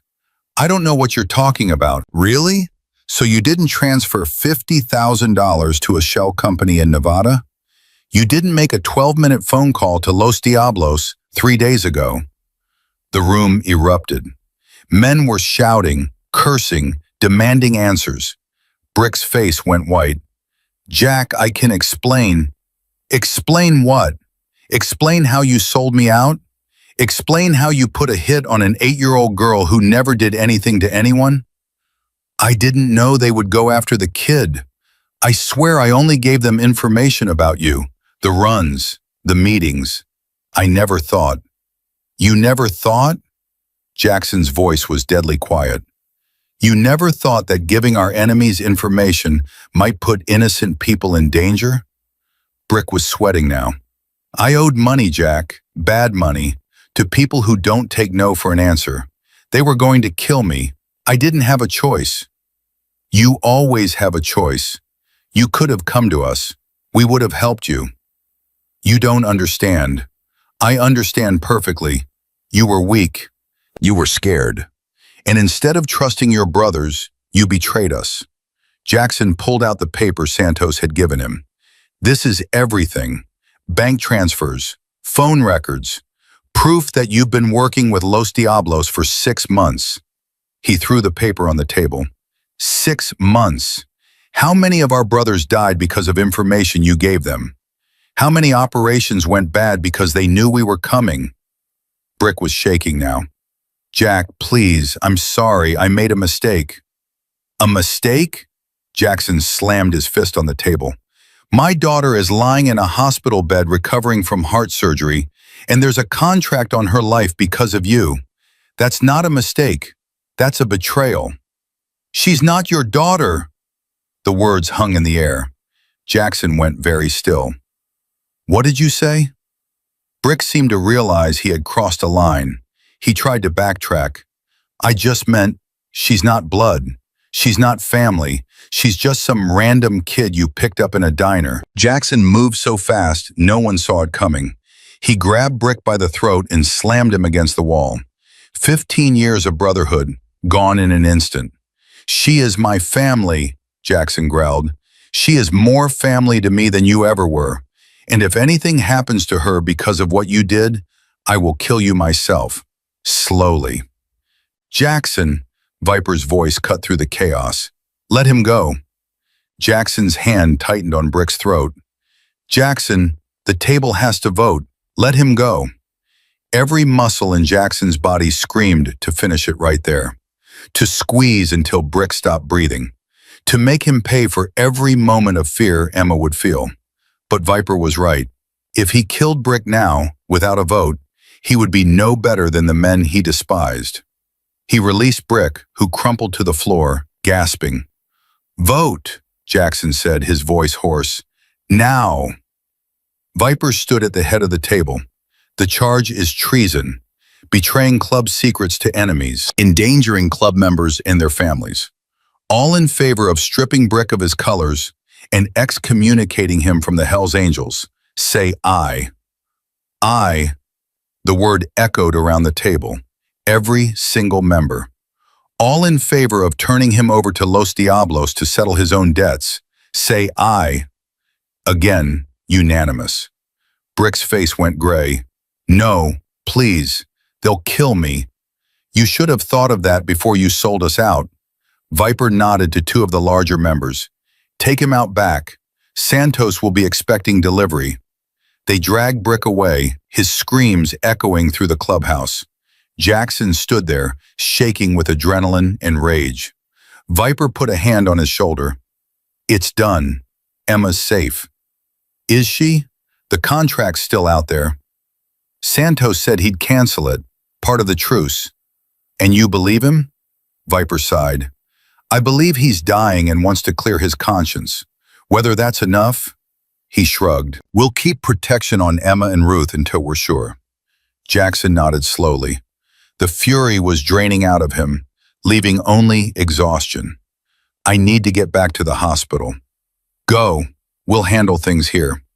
Jackson walked out of the clubhouse into the morning light. His hands were still shaking. His heart was still pounding. But Emma was safe. For now, that was enough. He rode to the hospital and found Ruth exactly where he'd left her, in the chair beside Emma's bed, holding her granddaughter's hand. Emma was awake. She smiled when she saw him. Jackson, where were you? I woke up and you were gone. I had some business to take care of. Club stuff. Is everything okay? He looked at her face, that beautiful, trusting face that had changed his life in ways he never could have imagined. Everything's okay now. He sat down on the other side of the bed and took Emma's other hand. Jackson, Ruth asked quietly, did you handle the problem? Yeah, it's handled. Ruth closed her eyes in relief. Thank God. Emma looked between them, confused. What problem? What are you guys talking about? Nothing you need to worry about, Jackson said. Just grown-up stuff. You always say that. Because it's usually true. Emma squeezed his hand. I'm glad you're back. I missed you. I missed you too, kiddo. The doctor came in an hour later with good news. Emma's recovery was exceeding expectations. If she continued to improve, she could go home in 3 days. Home, Emma said, testing the word. Grandma, can Jackson come to our home? For dinner? To celebrate? Ruth looked at Jackson. What do you say? Want to have dinner with us when Emma gets out? Jackson thought about everything that had happened. The threats, the betrayal, the violence that still lurked in his world. He should say no. He should walk away. He should protect them by keeping his distance. But looking at Emma's hopeful face, he couldn't do it. "I'd like that," he said. "I'd like that a lot," Emma cheered. "We can have pizza and cake, and you can meet my stuffed animals." "I can't wait." Later that night, when Emma was sleeping and Ruth had stepped out to get coffee, Jackson sat alone with his thoughts. He had done terrible things today. He had condemned a man to death, a man who had once been his friend. He should feel guilty. He should feel remorse. But all he felt was relief. Relief that Emma was safe. Relief that Ruth was safe. Relief that for once he had been able to protect the people he loved. His phone buzzed. A text from Viper. "Santos kept his word. Contract is canceled. Emma and Ruth are clear." Jackson let out a breath he didn't know he'd been holding. It was over. They were safe. For the first time in what felt like forever, Jackson Harlow allowed himself to believe in the future. A future with Emma and Ruth. A future with family. A future worth living for. He pulled out his wallet and looked at Emma's drawing, the tall figure and the small figure holding hands. "My family." He traced the crayon lines with his finger. "Thank you," he whispered to the picture. "Thank you for saving me." Somewhere out there, in whatever heaven might exist, Jackson liked to think Sarah and Lily were smiling. He had found his way back to light, and this time, he wasn't going to let it go. 3 days passed like a dream. Emma grew stronger with each hour. The color returned to her cheeks. Her laughter filled the hospital room like music.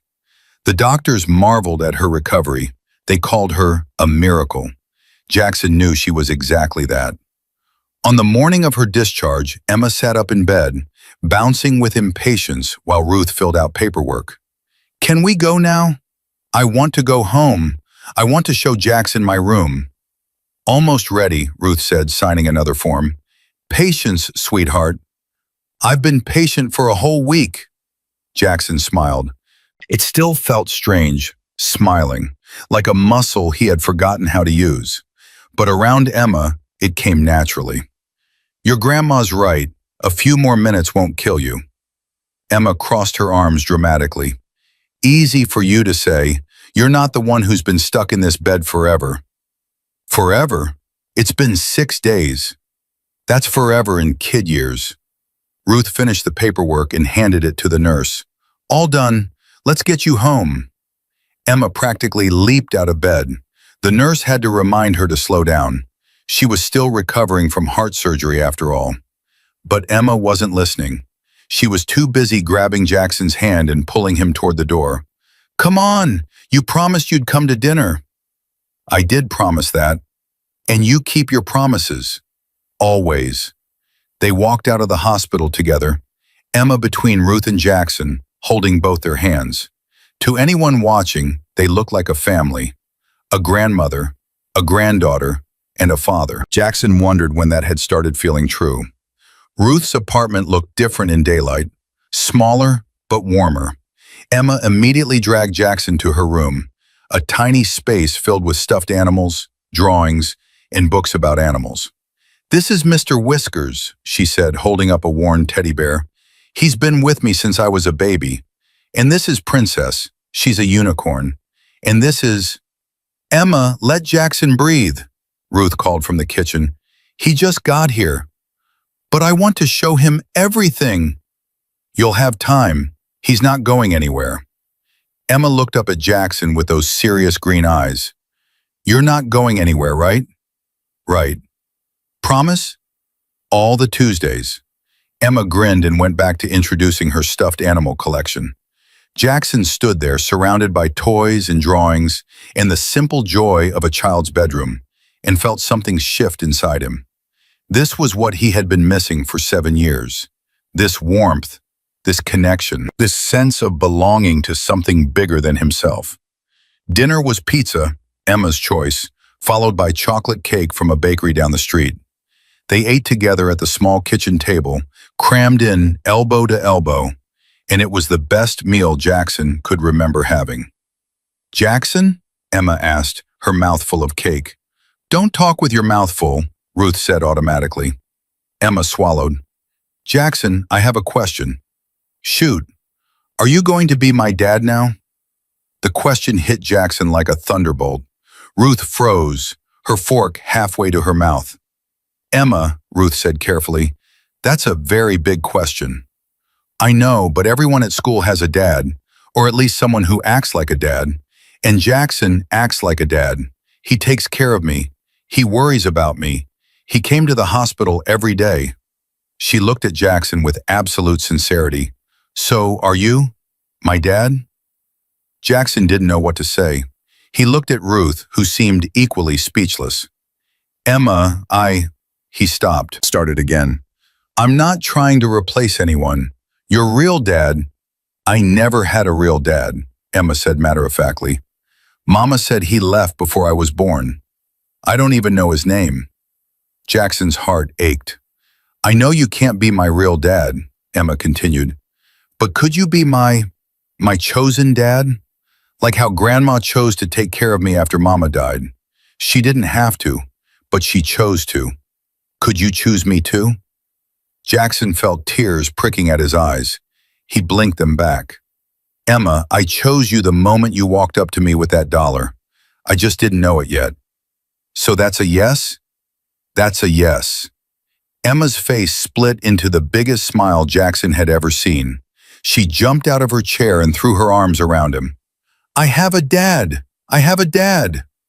Ruth was crying now, happy tears flowing freely down her cheeks.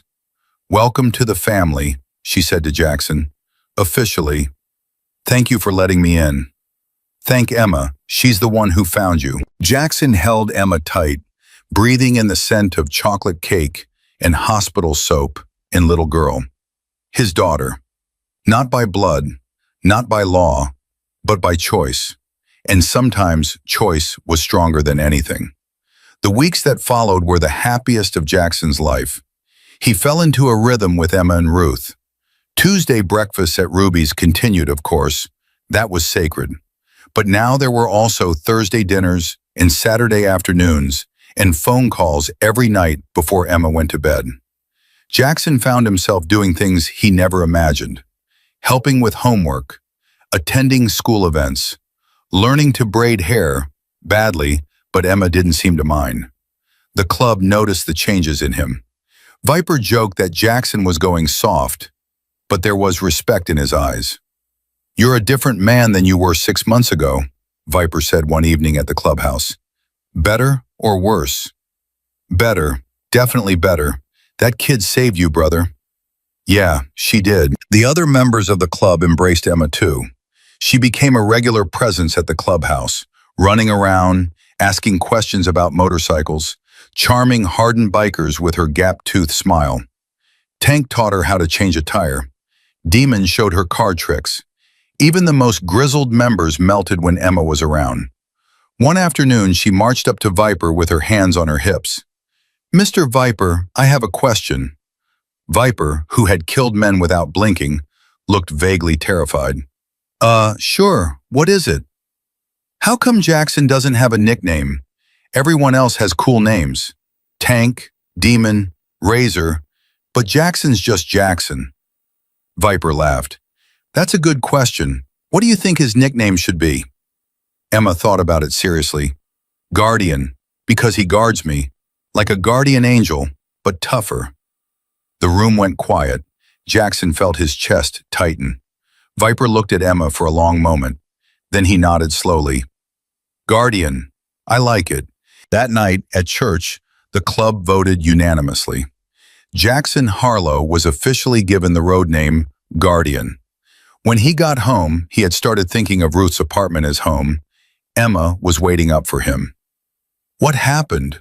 What happened? He showed her the new patch Viper had given him. Guardian, it read, with a small angel wing on either side. Emma's eyes went wide. They used my name? They did. Apparently I have you to thank for my new identity. Emma threw her arms around him. You're welcome. I think it's perfect. So do I. But happiness, Jackson had learned, rarely came without a price. The call came 3 weeks after Emma's surgery. Ruth's voice was shaking when she called him. Jackson, you need to come over. Right now, something's happened. What is it? Just come, please. Jackson broke every speed limit getting there. When he arrived, Ruth was sitting on the couch, white-faced, holding a letter. What's going on? Is Emma okay? She's at school. She's fine. Ruth handed him the letter. This came today.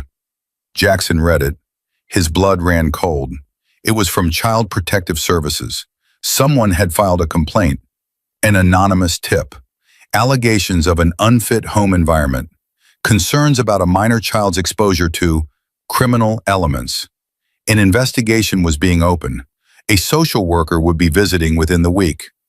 They're going to take her, Ruth whispered. They're going to take my Emma. No, Jackson's voice was hard. They're not. You don't understand. CPS has the power to remove children from homes. If they decide I'm not fit, if they decide your involvement is dangerous, then we fight. We show them the truth. Emma's happy. Emma's healthy. Emma's loved. And if that's not enough, Jackson knelt in front of Ruth and took her hands. It will be enough. I promise you. We're not going to lose her. But even as he said the words, doubt gnawed at him. Someone had made that call. Someone had filed that complaint.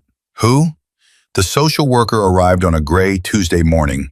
Her name was Patricia Hernandez, a stern-faced woman in her 50s with sharp eyes that seemed to take in everything. She sat across from Ruth in the small living room, clipboard in hand, asking questions in a tone that made every answer feel like a trap. Jackson waited outside. He wanted to be there, but Ruth thought his presence might make things worse. Let me handle this first, she had said. I'll answer her questions, show her Emma's room, her school records. Then if she wants to meet you, we'll do it properly.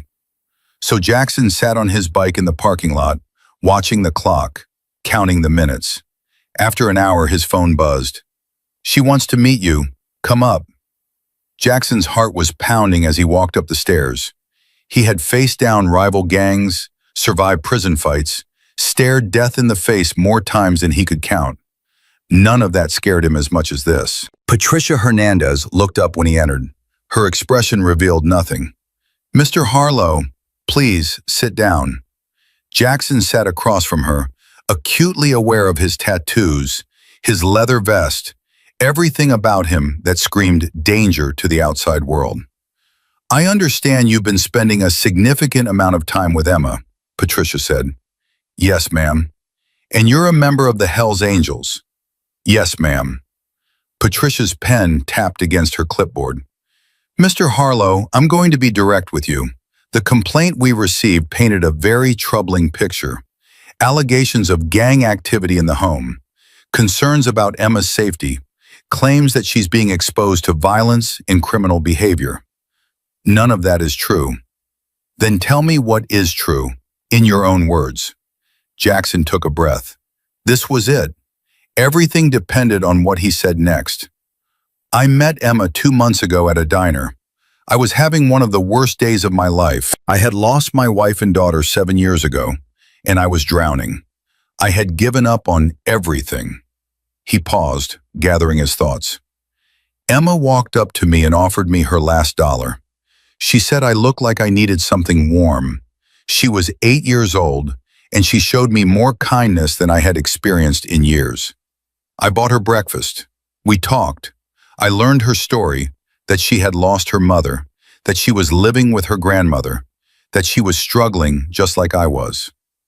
Patricia was listening intently. I didn't plan for any of this. I didn't set out to become part of her life, but she needed someone, and I needed someone, and somehow we found each other. I started showing up. Tuesday breakfasts, phone calls, helping with homework, being there. And your involvement with the motorcycle club? I've been a Hells Angel for 20 years. I won't lie to you about who I am or what I've done, but my involvement with Emma has been completely separate from club business. She's never been exposed to violence. She's never been in danger. If anything, the club has rallied around her. They raised money for her heart surgery. They treat her like family. Heart surgery? Ruth spoke up. Emma was born with a hole in her heart. She needed surgery a few weeks ago. Jackson and his club helped raise the money to pay for it. Patricia's expression shifted slightly. I wasn't aware of that. There's a lot you weren't aware of, Jackson said quietly. Whoever filed that complaint didn't tell you the whole truth.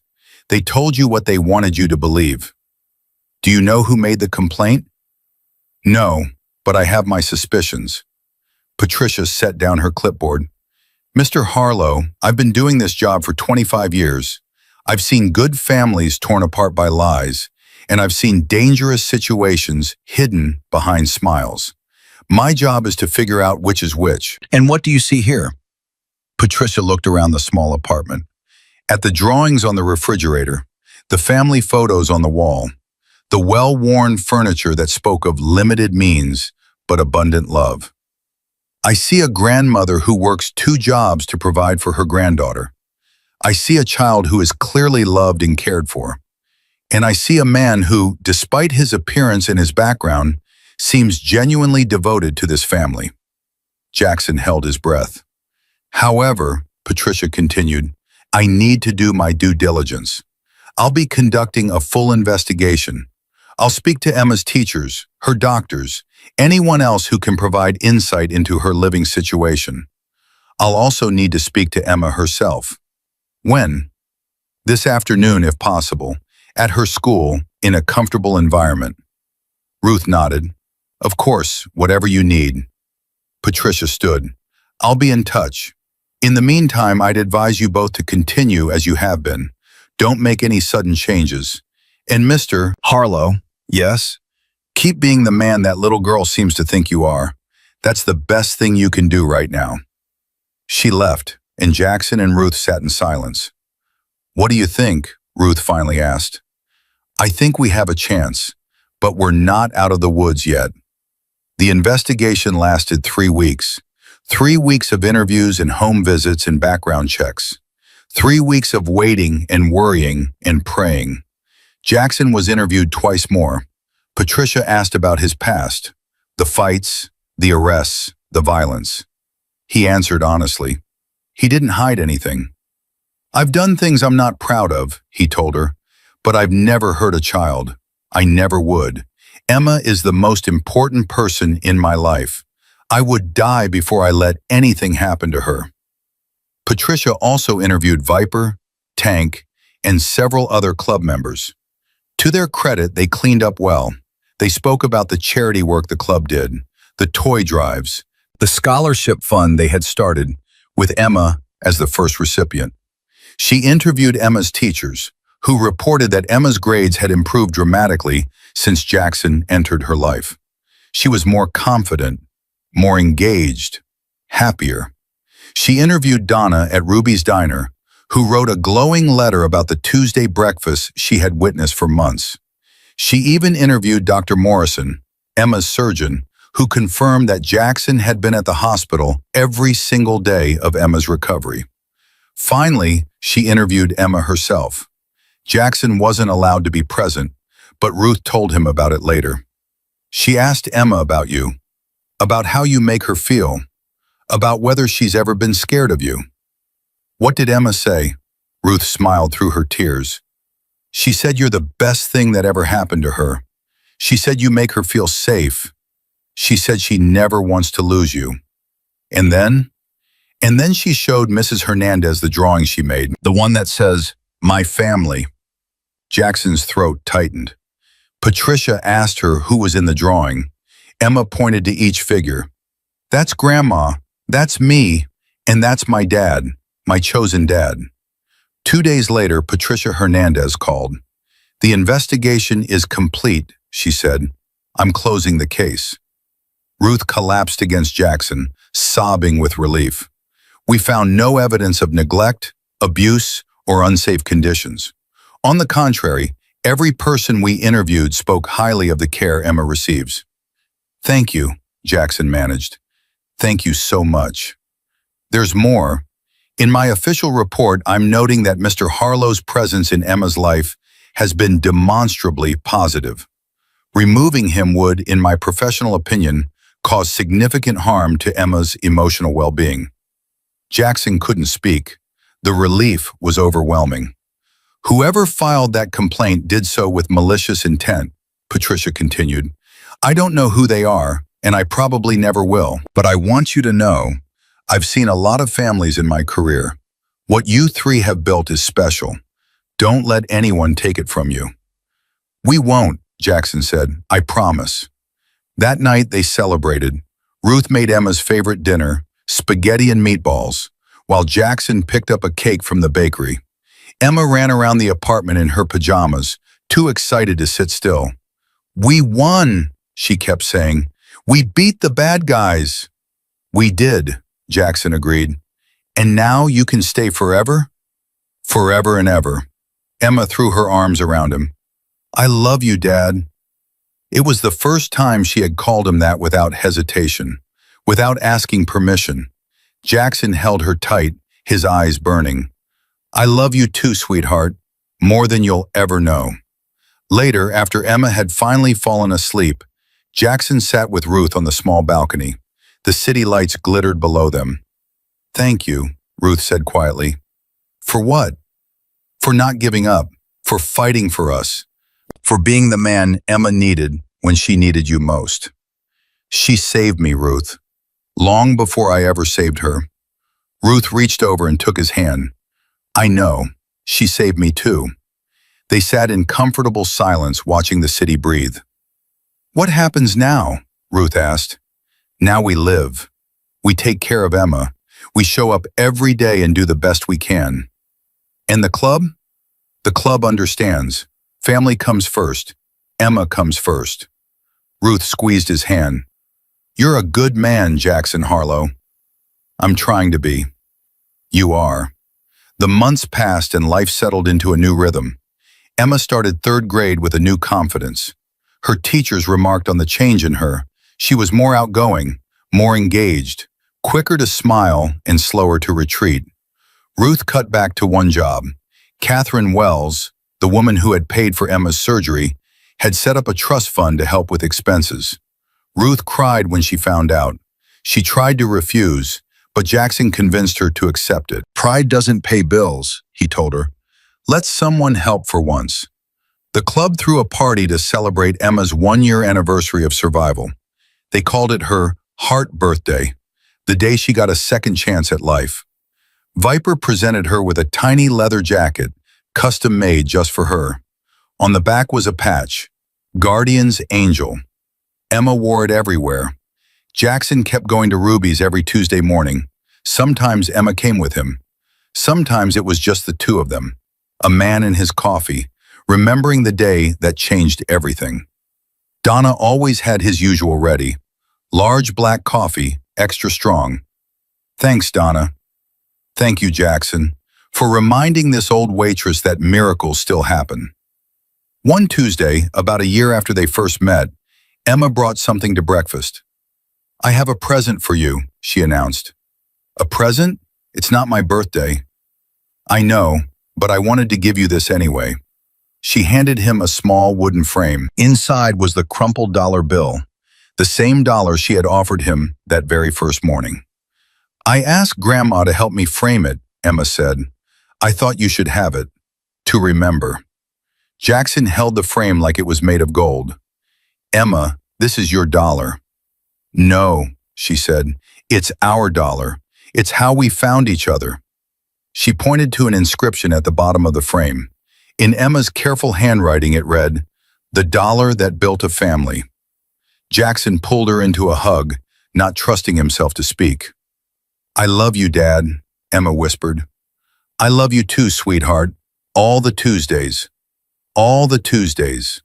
Years passed. Emma grew taller, stronger, smarter. She graduated elementary school with honors. She joined the soccer team. She made friends and lost friends, and navigated all the complicated joys and sorrows of growing up. Through it all, Jackson was there.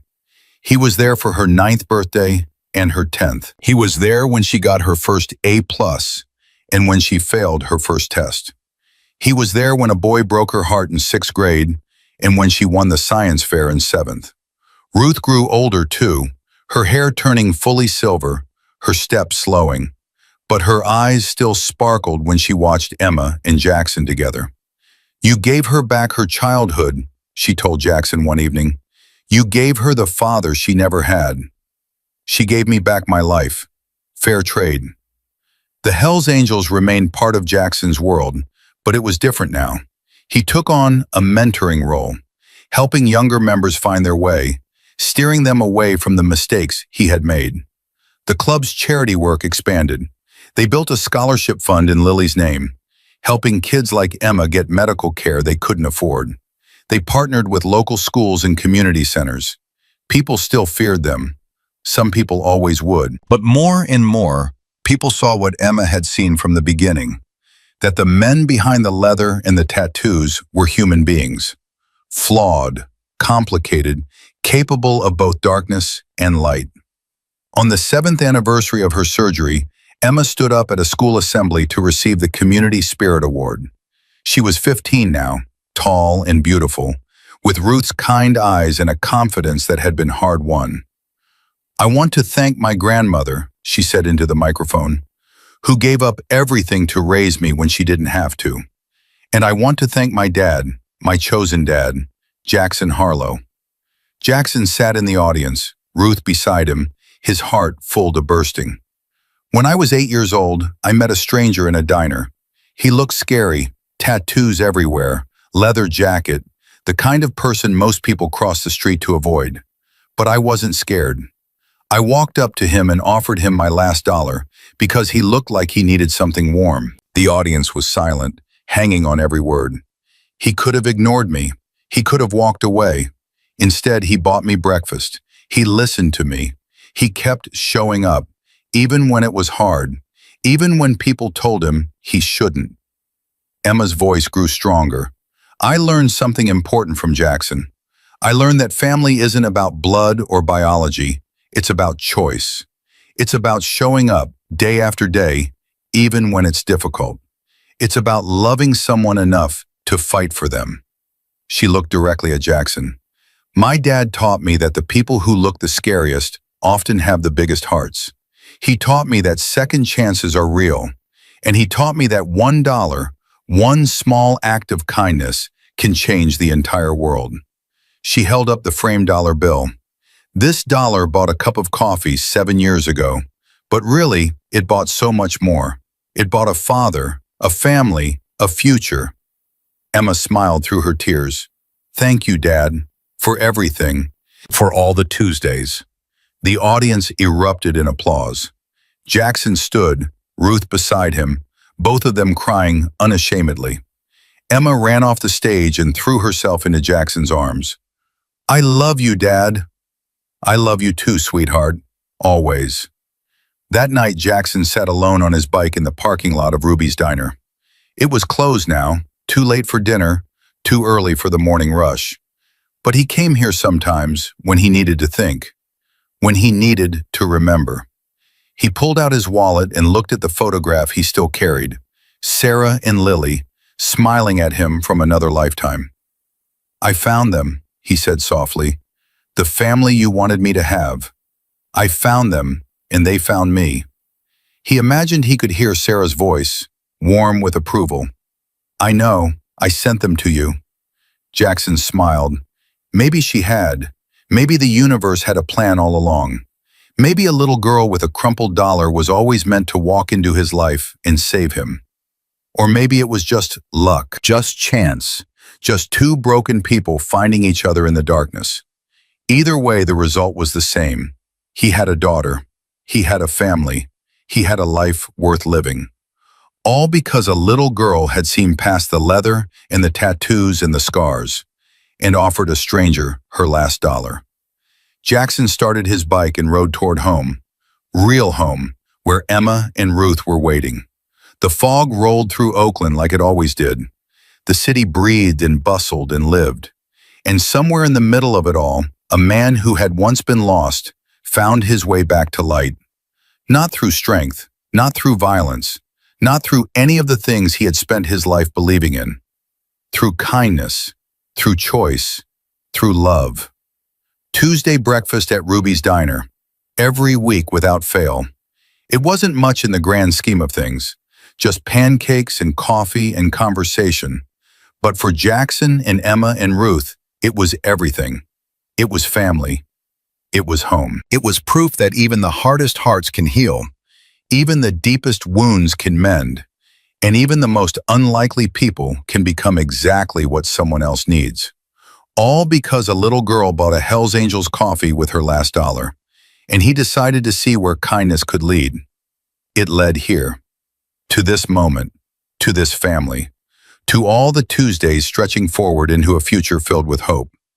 And that was worth more than all the dollars in the world.